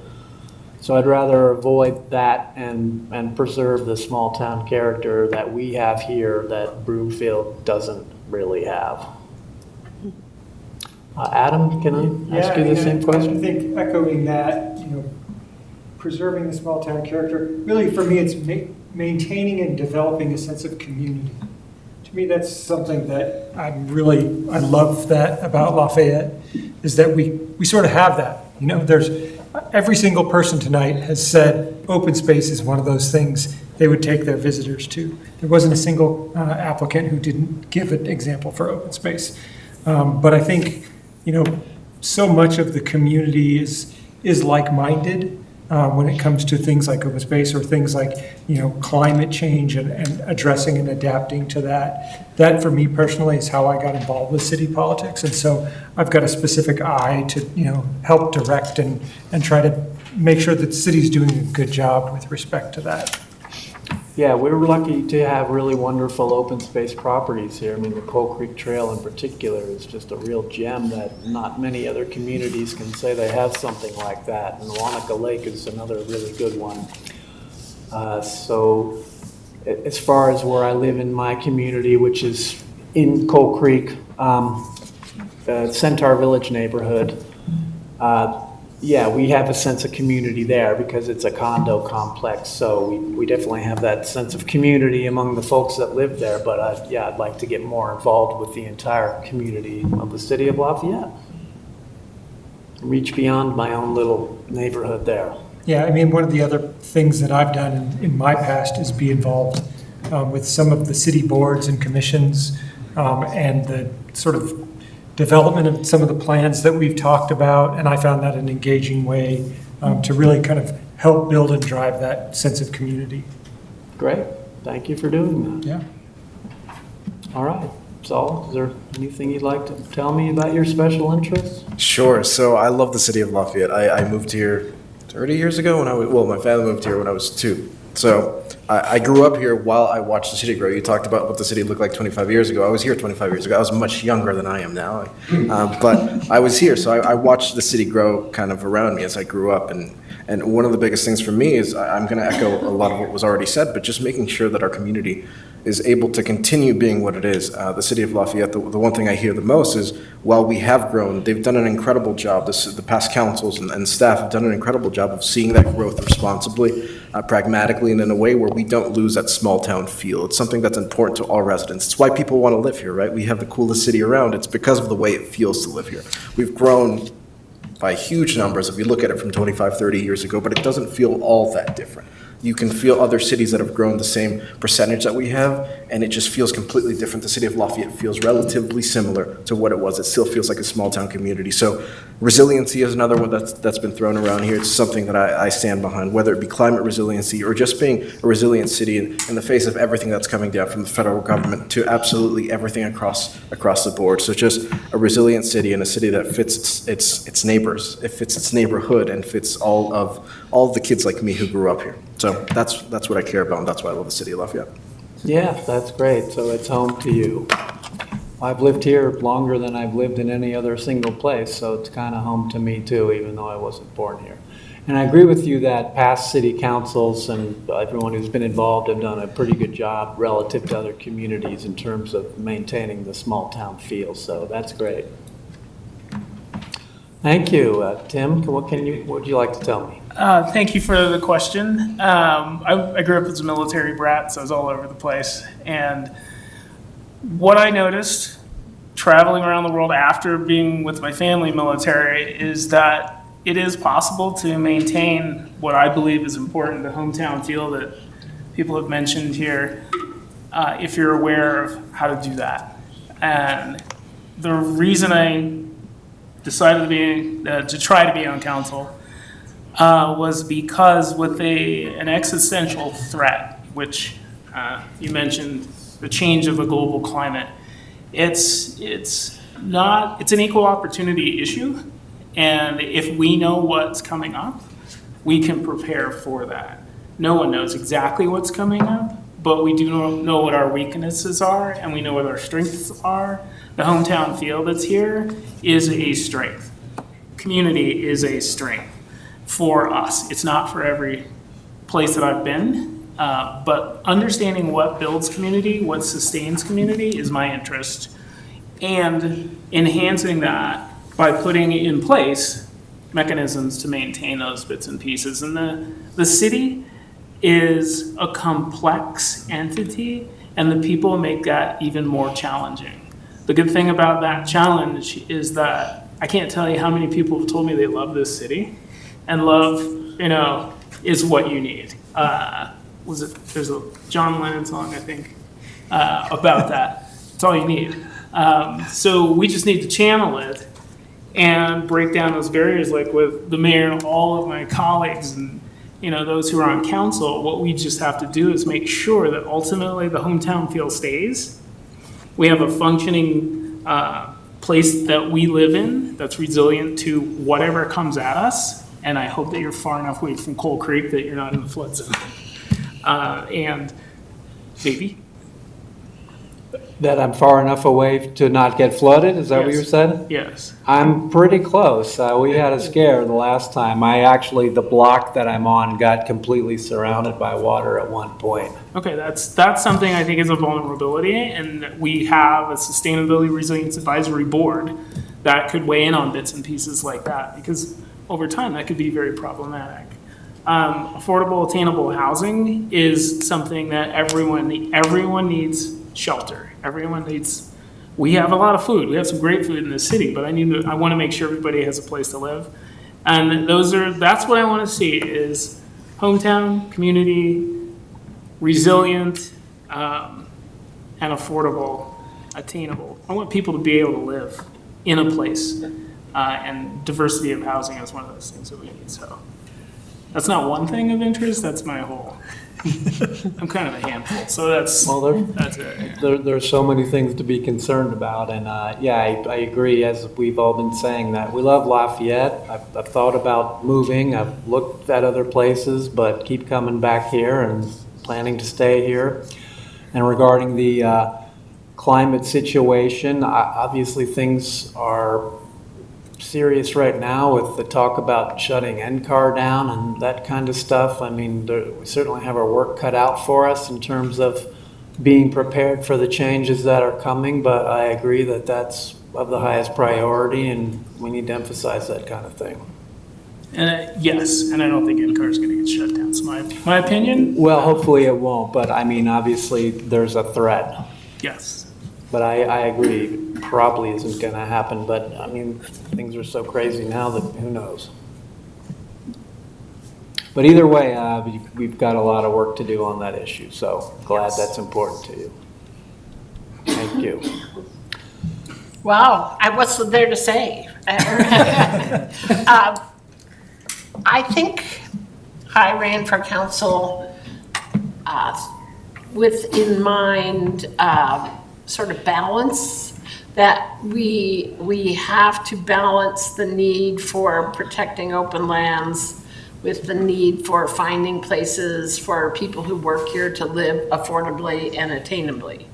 We also have to have enough money to maintain the open lands that we have, which means we have to have a tax base that is adequate to cover the costs that we have. And everybody knows that our costs are going up. And so we need to support our business community and our small businesses in particular, which are kind of the heart of Lafayette.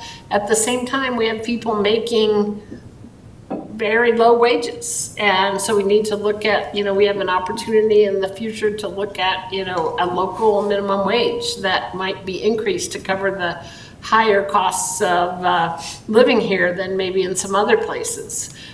So I look at all of those things, but I think, equity, like, are we putting all our amenities on one side of town and leaving, out other parts of town so they don't have a Coal Creek Trail or something similar to walk on? So the concept of equity as we provide services is real important to me, to make sure both, like in walking the community, I walked in some really nice fancy neighborhoods. And then I walked in some neighborhoods where, screens were falling off the doors and windows were broken, and, they're clearly people who couldn't afford to fix things. So we have a diversity of people in our community. And so when I talk about balance, it's to make sure that our policies reflect the needs of everyone and not just those who can afford things. So that's part of what I'll be looking at. And I'm brand new, I'm one of the new people, so haven't had much time to start really thinking about those values and what that means in terms of actual policies.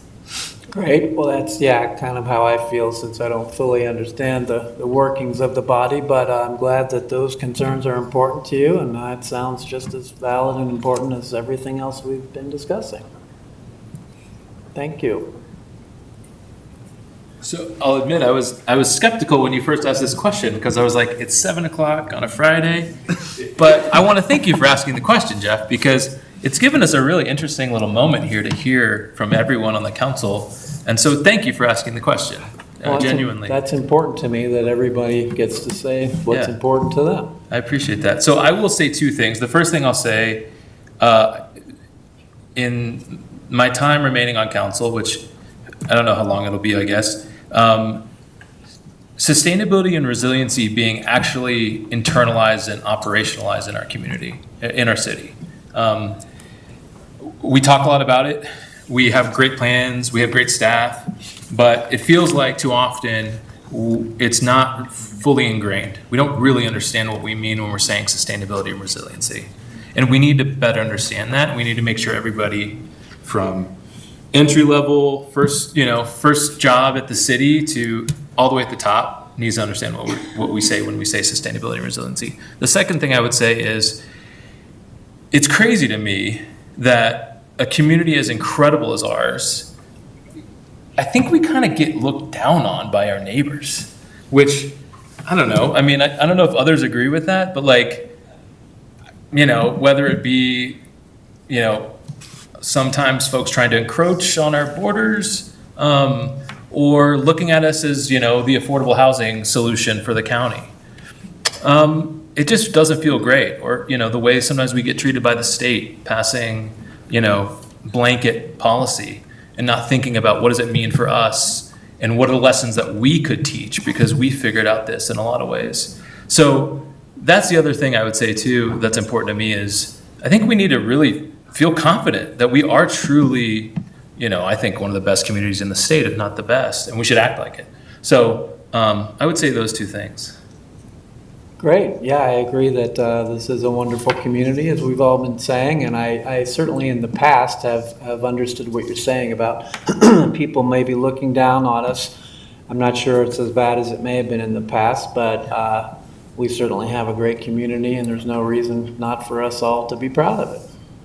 And in fact, we're lucky in a lot of ways to live here. It's a really amazing place in many ways, if you think about it. Indeed. I mean, it's a good, convenient place to be in the metro area, and it's a quiet, peaceful place most of the time, and just like to see it keep getting better and better.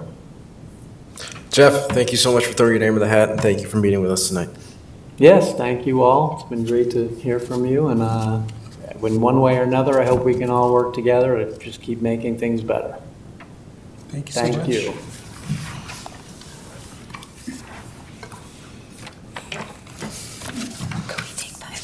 Question for Counselor. I'm hearing that we may need a 5-minute break. Is that good with the rest of council? Fantastic. 5-minute break.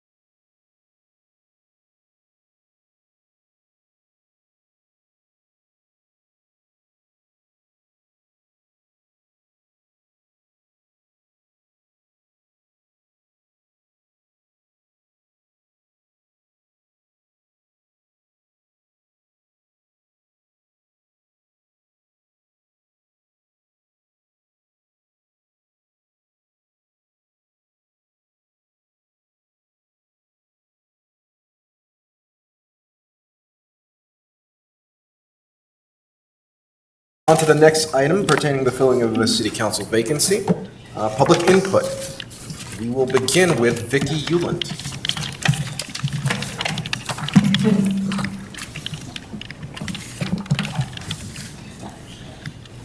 Hi, I'm Vicki Euland, 303 West Simpson Street, and I wanted to start by just saying what great questions you guys asked. I really appreciate them. I think they really gave us a lot of insight into the candidates, so well done, you guys. I would like to endorse Kyle Beaulieu, which I hope I said right.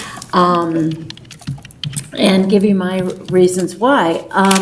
I first met Kyle on September 30th on the Capital Improvements bus tour. And there were, out of the 5 council candidates who had not served on council or a board or commission or a city committee, 4 of them went on the tour, and that included all 3 that interviewed tonight. And I was really impressed that we had such quality candidates that were doing this. And as you know, I mean, it seems like for some reason in Lafayette at every election, we have candidates who, I sometimes wonder if they ever went to a city council meeting or watched one or had any idea how city government worked. And so, when the list of candidates came out, I was like, okay, well, check. And so I am always predisposed to be interested in the people who I feel like really know how things work. So I talked briefly to Kyle on that bus tour, and I thought, well, this is a nice guy, but I'm going to put him in the category of, not knowing that much about city stuff.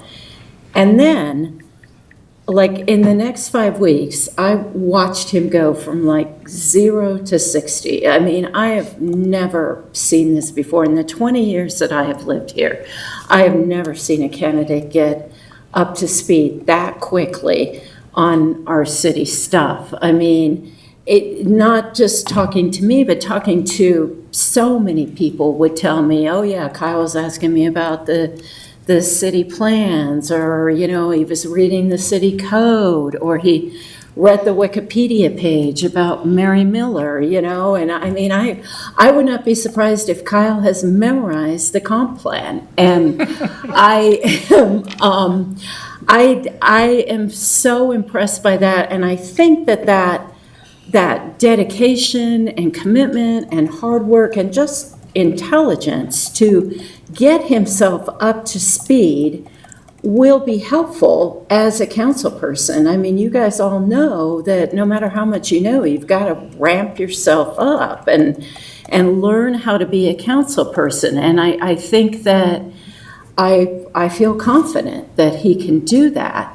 The other thing that really impressed me is I mean, I heard from so many people, oh yeah, I talked to Kyle about this. I met with Kyle about this. And to me, the most important thing that a Lafayette City Council person does is listen to the public, because that's who you represent. That's who you speak for. And so I am, I'd see a Reddit forum and somebody asked a question and Kyle wrote 200 words in response, and just the time and the thought that went into really trying to address people's issues and to also get out what he thought, I think is really important. And the final thing is that he was the runner-up in the votes. I am not of the belief that the 5th place finisher or the next place finisher should always be appointed, because some of those have not deserved it. But in this case, I think that Kyle really has, and I think that the people have spoken just 2 months ago about what they wanted. So, thank you. Thank you so much. Up next, we will hear from Karen Norbeck.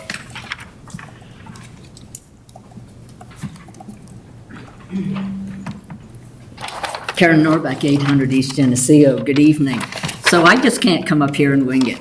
So I wrote something, and if the person I talked about didn't impress me in the interviews, I was just going to throw it away and just do nothing.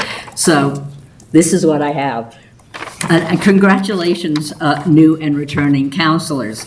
I've watched previous councils handle vacancies in a variety of ways over the years, often on the fly, until finally one council decided to put some structure around the process. It might have happened so they could stop Vicki Euland and me from showing up time and time again asking them to do it, but they made some needed and welcome changes. During the discussions about making these changes, flexibility came up. Some councilors wanted too much. Some councilors were looking at how the appointee would work with the council. They weren't looking at the reason why the person was being appointed, which was to represent the residents of the community. You all have been chosen by the voters to fill the seats in which you now sit. And with such a recent council election, you can look at who the voters picked in 5th place and consider them for the vacancy. Some folks might tell you that a change should be made and the next person should automatically get that seat. But going back to that previous council's discussion about flexibility, I think they set the process up quite well by requiring an interview process and public input. I have watched many Lafayette elections quite closely. This last election, we had some great candidates, but I can tell you in the past, there have been some who should be nowhere near one of the council seats. And if only 5 people ran, we would quickly regret that automatic process. Tonight, you will consider Kyle Beaulieu, the 5th vote getter from an election that happened so recently that 4 of you who ran with him were sworn in only a month ago. And it turns out that in this case, he is a stellar candidate who worked his butt off to get elected, coming within a squeak of 4th place. His resume is impressive, unlike any I have seen from a council candidate, and I think he will bring something to the council that will be a benefit in many ways to the community and complement the skills and backgrounds of all of you. The learning curve for a new councilor can be a struggle, but in his case, I have no doubt that he will hit the ground running. I stood here a few months back and spoke about our previous city administrator, Fritz Sprague. I told the story of how impressed I was with him when he applied for the job. When I went to a candidate meet and greet, instead of filling out a feedback form, I went to the councilors in the room and said, "It's Fritz, pick Fritz." They did, and it was a great decision. So tonight, I am here to say the same words with a different name. It's Kyle. Pick Kyle. He is the right choice. Thank you. Thank you so much. Up next, we have Ron Spalding. Good evening, Mayor and Council. Ron Spalding, 1326 El Dorado Way, Lafayette. It's always tough to come up behind Vicki and Karen. And I will say that I agree with everything they have said, so I'll try to be brief. First, I want to say that I'm grateful for the number and quality of candidates for City Council that we had this year.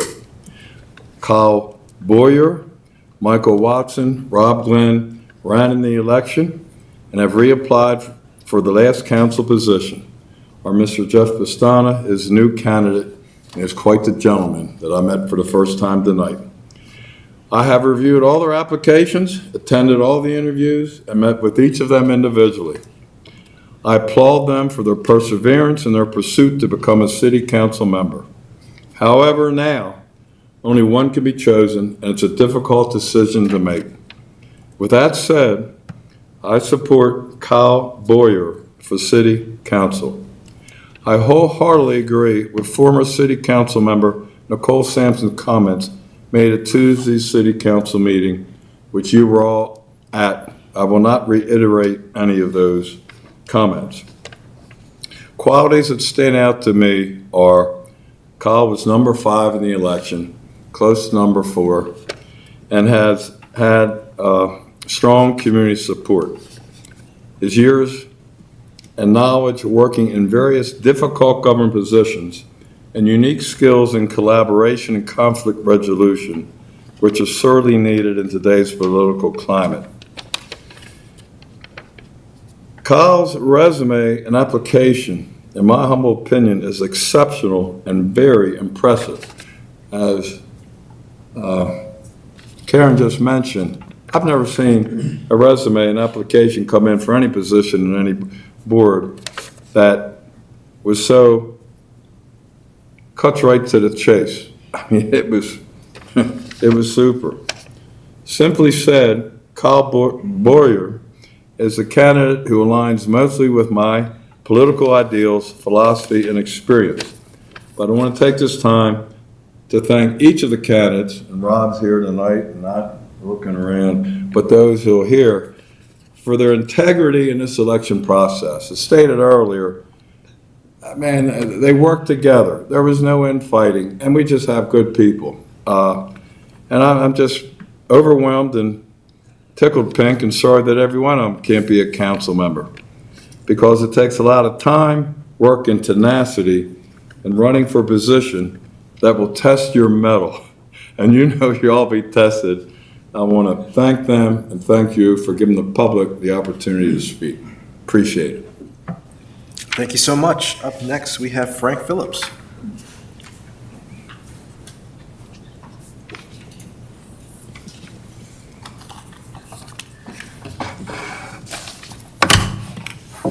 Good evening, Mayor Tapia Vega. Congratulations. And also, good evening to the rest of council. I'm here tonight just I guess to comment. I was the moderator for the Lafayette Chamber debates. So as a moderator, got to see all of the candidates and really listen to their questions and answers. And I think the one that kind of stood out for me was Kyle. His answers were very succinct, and they were answers.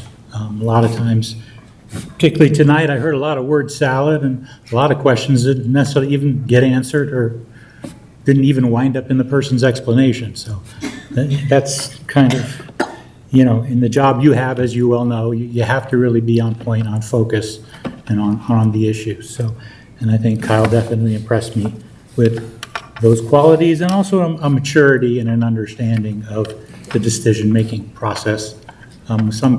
Certainly some experience working with national government. I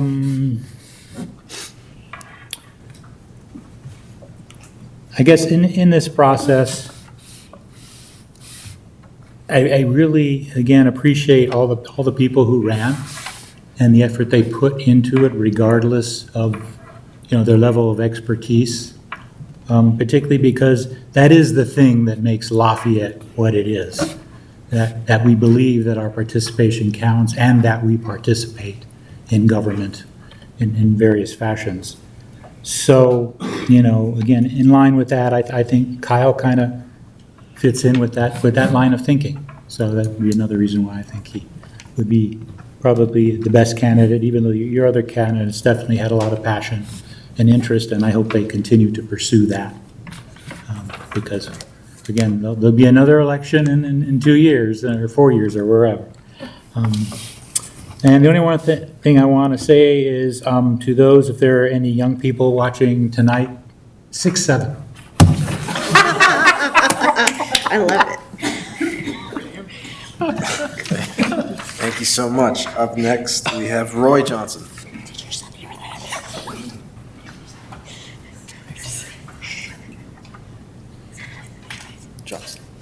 Hello, everybody.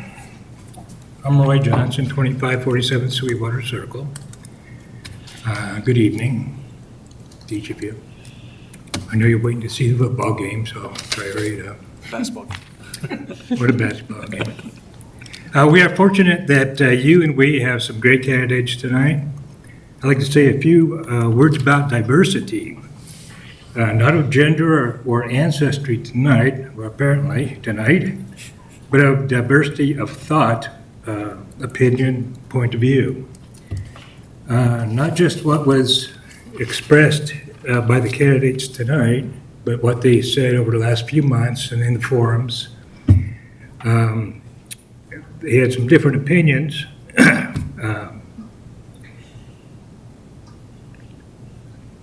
So I encourage you to select someone who has some differing points of view than your own.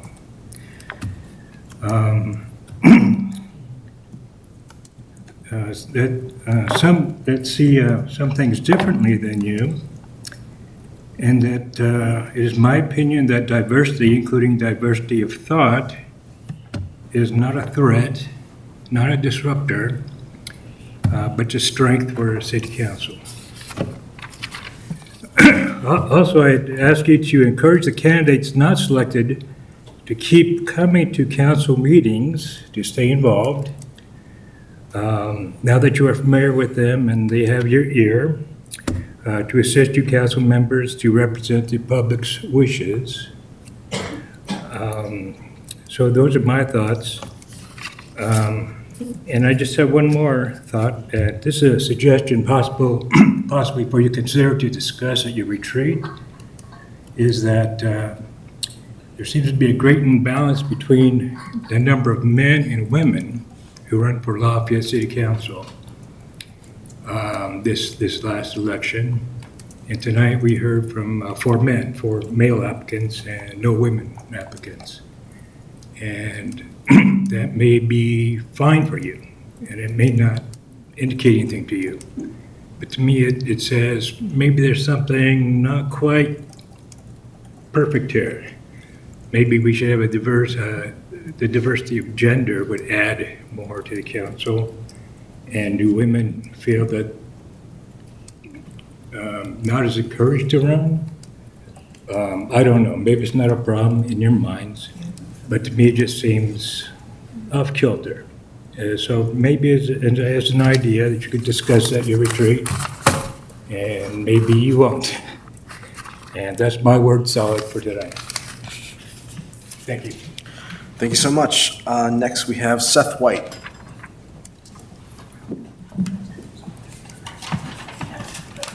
Good evening, Council. I'm Seth White, 311 East Chester Street. And so, as you know, you have a very important decision to make tonight. However, in my view, this ought to be the easiest decision that any of you will make during your terms. So in November's election, as you know, there were 4 seats available. And then our mayor resigned shortly thereafter, essentially opening up a 5th seat.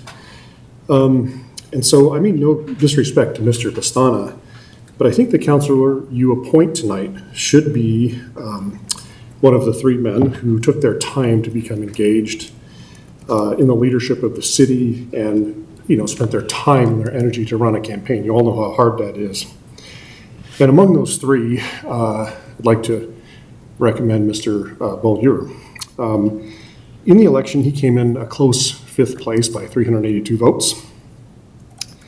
So if our former mayor had resigned just a month earlier and opened that 5th seat to the popular election, or a couple months earlier, he would have been elected by a fair democratic process in which, it represented the will of Lafayette citizens.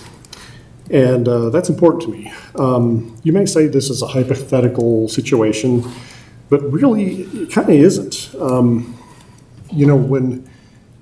When the city is currently updating its zoning code, and the planning commission is looking at do open houses, surveys, get public input, so on and so forth. Well, when it comes to this decision tonight, you just had public input to the tune of almost 12,000 votes. The people have spoken, and in the way I see it, they want Mr. Beaulieu in this position. Now, I place a lot of weight on the outcome of that election. Maybe more so than some people who have spoken before me.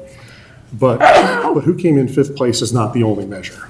Right? I've seen candidates who have come up just a few votes short that, in my view, should have been nowhere near a lever of power.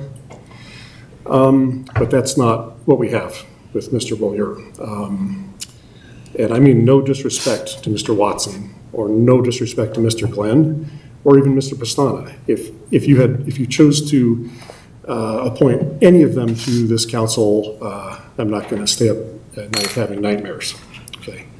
But in my view, Kyle was the strongest candidate. He's competent, thoughtful, intelligent, experienced, prepared, knowledgeable. It's one of the strongest candidates I've seen in the 10 or so years I've been paying attention to city business. So that's my opinion, and I think the election results say that that's also the opinion of a great number of your constituents. I mean, vox pop. So, thanks. Thank you so much. I see no more speaker request forms. Is there anyone else here who would like to speak?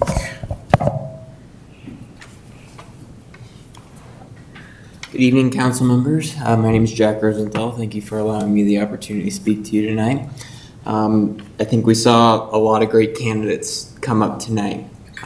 Some of them ran in the election, and some of them came up here with a passion, and I think each one of them would bring new and unique views to council here. However, one of them clearly stands out, and I would like to offer my endorsement and support to Kyle Bollier. I get it? And he not only was a lick away from getting on council in terms of votes, but he showed up to the r/Lafayette Co. subreddit, sleepy little subreddit if you've ever been on there, and found the voice of the community and found the people who didn't know how council worked and were interested in how our city's governance works here, and reached out to them and connected with them. And I think that's an extremely valuable skill that we should see of somebody who can represent their community. And, I think, I myself, I'm running for the R2D board, but I think he's got the right mindset when it comes to transit, when it comes to zoning, and when it comes to where our city can be. So if you would consider my voice, I think he'd be the right choice.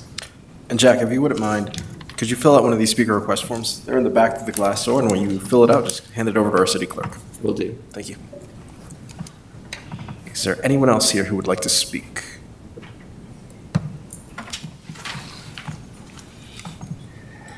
Yeah, my name's Brandon Powell, 676 South Carr Avenue, and I'm sent here with by my wife as well. So we both wanted to be here, but could not. Two little kiddos.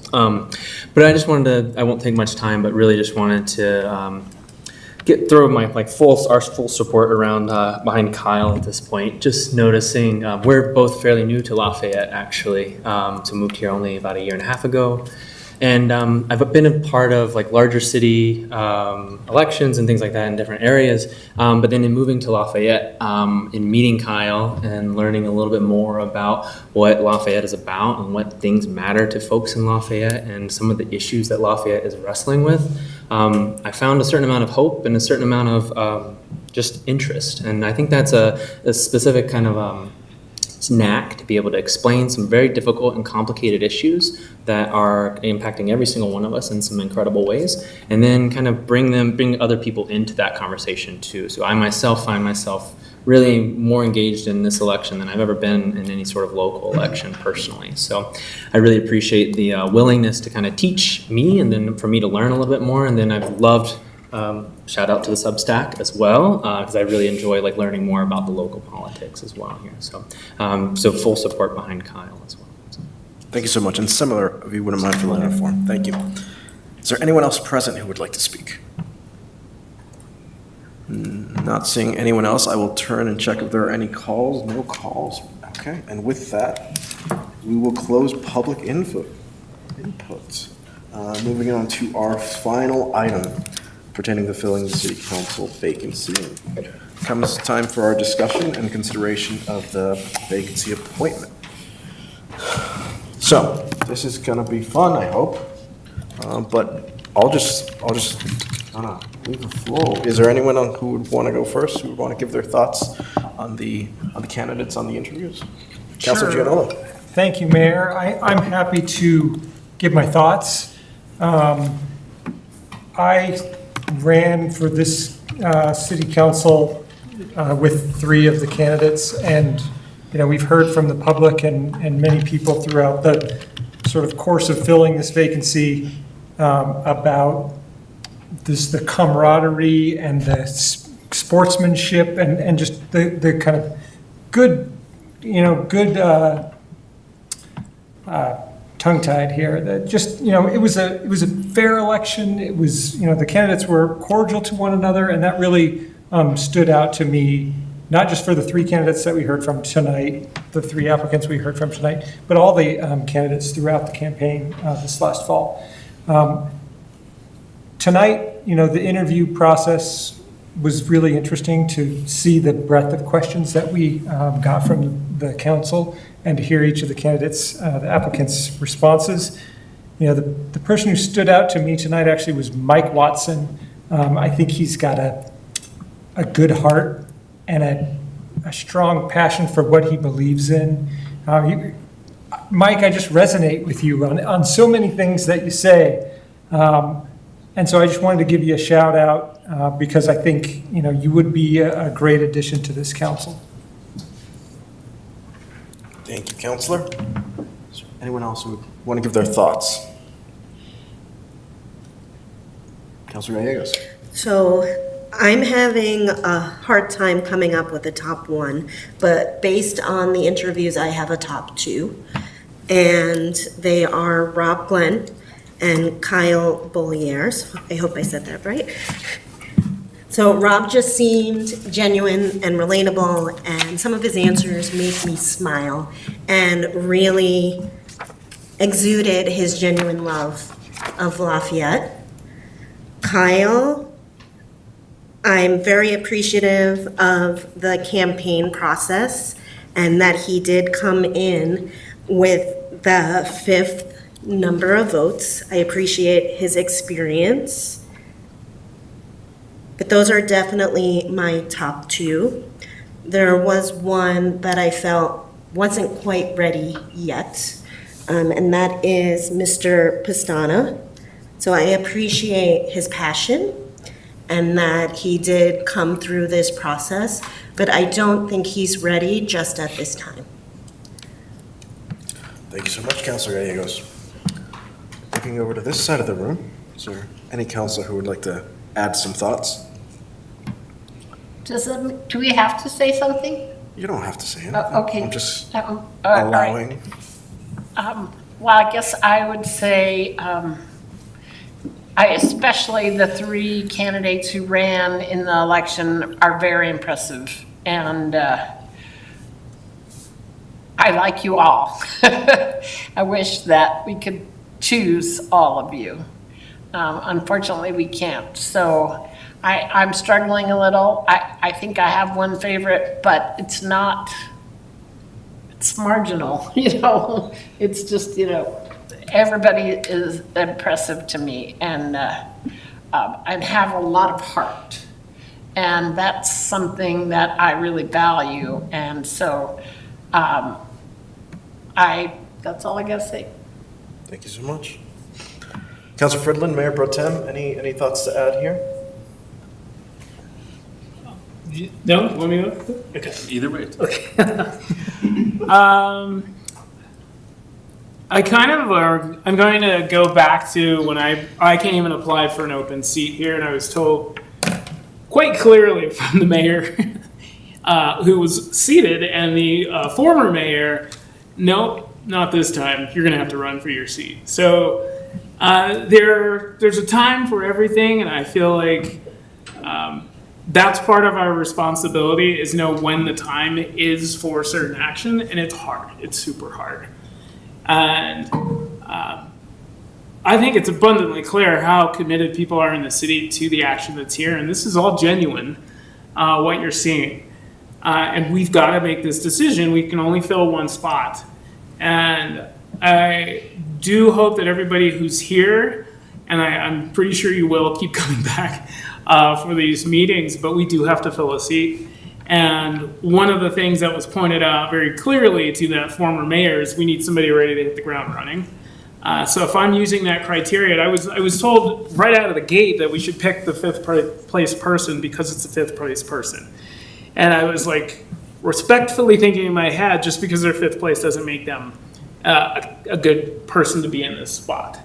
And I said, I gotta see something that says that this is a person who should be in this spot. And not only by hit the ground running, I mean, they have an idea of what the plans are that we're working on, what the issues are we're dealing with, and probably most importantly, the reality of listening to the people who are here, because that's why you're at this seat, is to represent what the broad 34,000 people, did I get that right? Anyway, everyone in Lafayette, you got to be able to represent what they have to say.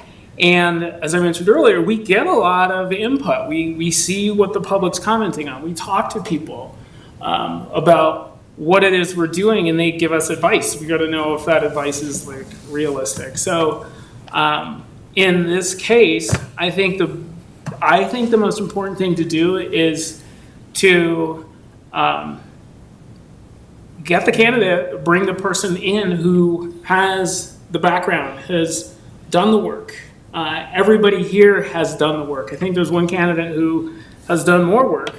And I'm listening to the residents. They're telling me like, hey, I've seen what this person has been doing. And we've got people coming out of everywhere to support this one candidate. So I support Kyle being in that seat.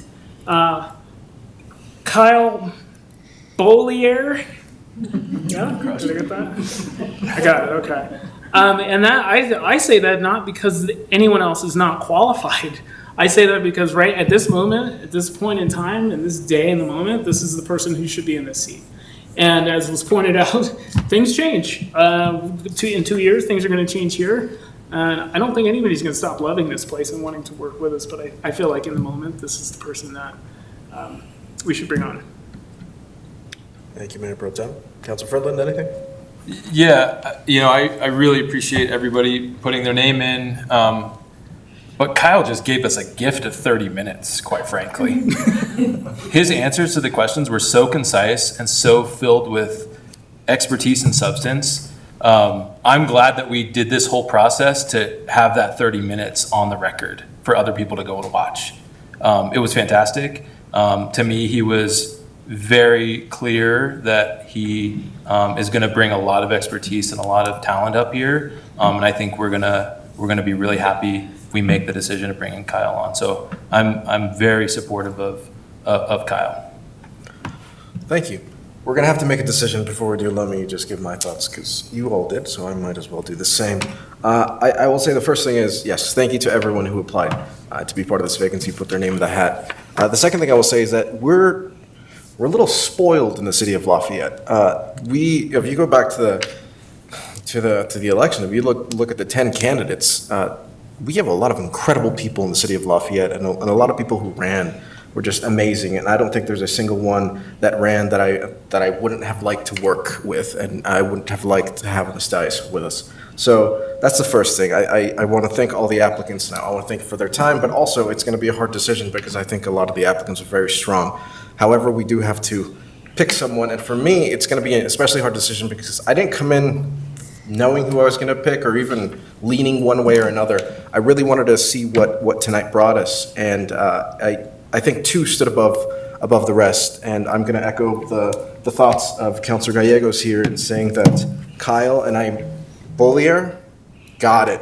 All right, Kyle, and then Rob Glenn. Rob Glenn, I really love what he said, specifically because one of our residents brought it up. We're looking at diversity, but diversity means a lot of different things, and diversity of thought is something that is something we need, something that is helpful to a council such as this. And when he talks about his business experience and the background that he could bring to this council, something that I think has always been missing from city council. Someone who can work alongside small businesses, but also know the other end, the end of the entrepreneur, the side that we don't get to see much on this council. So that's why I think Rob was an incredible candidate. But of course, Kyle, absolutely nailed it tonight. I think you've learned so much. I remember talking to you at the beginning of the campaign, which was months and months ago, it feels at this point.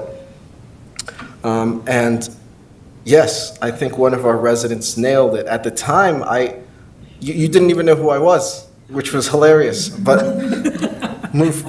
fast forward a couple of months and it feels like you know everything about the city when I talk to you because you've done your homework, and that's something that I truly respect. And as someone who also came onto this council through a vacancy process and probably didn't know as much as I should have, but quickly learned that I'm going to have to get reading because there's a lot to learn before you actually make a decision up here. I respect how much you've put into it, and I respect just how much you've learned and how much you've shown your growth. So to me, those are the top two. Now, we have to make a decision. And I could, of course, just try to go across the table and see if we find consensus, or if someone wants, please, Councilor. do you Well, want- I just would like to share just a couple more comments. You know, tonight, while Mike did impress me with his answers at the interview, I think the standout candidate, honestly, was Kyle. Kyle is a very impressive candidate. Though maybe I was more impressed by Mike's responses to the questions tonight. Kyle's got the breadth of knowledge, the experience, the public support. We received a ton of public comments. You all don't know this, but we received many emails throughout the last couple of weeks. The overwhelming majority of them were in support of Kyle. And, you know, the election was just here. It isn't a critical deciding factor, but I think it's relevant. And, you know, I am swayed by the election, and in particular, because Mayor Mongat announced his resignation on October 24th, you know, like a week or more before the election. So when the voters went to the polls, they actually knew there was going to be five vacancies to fill. And so I think the voters also spoke. So, you know, with that, I'd like to make a motion to appoint Kyle for this vacancy. Second. We have a motion and a second. Any further discussion? No further discussion? All those in favor, say aye. Aye. Anyone opposed, say no. No. That motion passes 5-1. Congratulations to Mr. Bollier.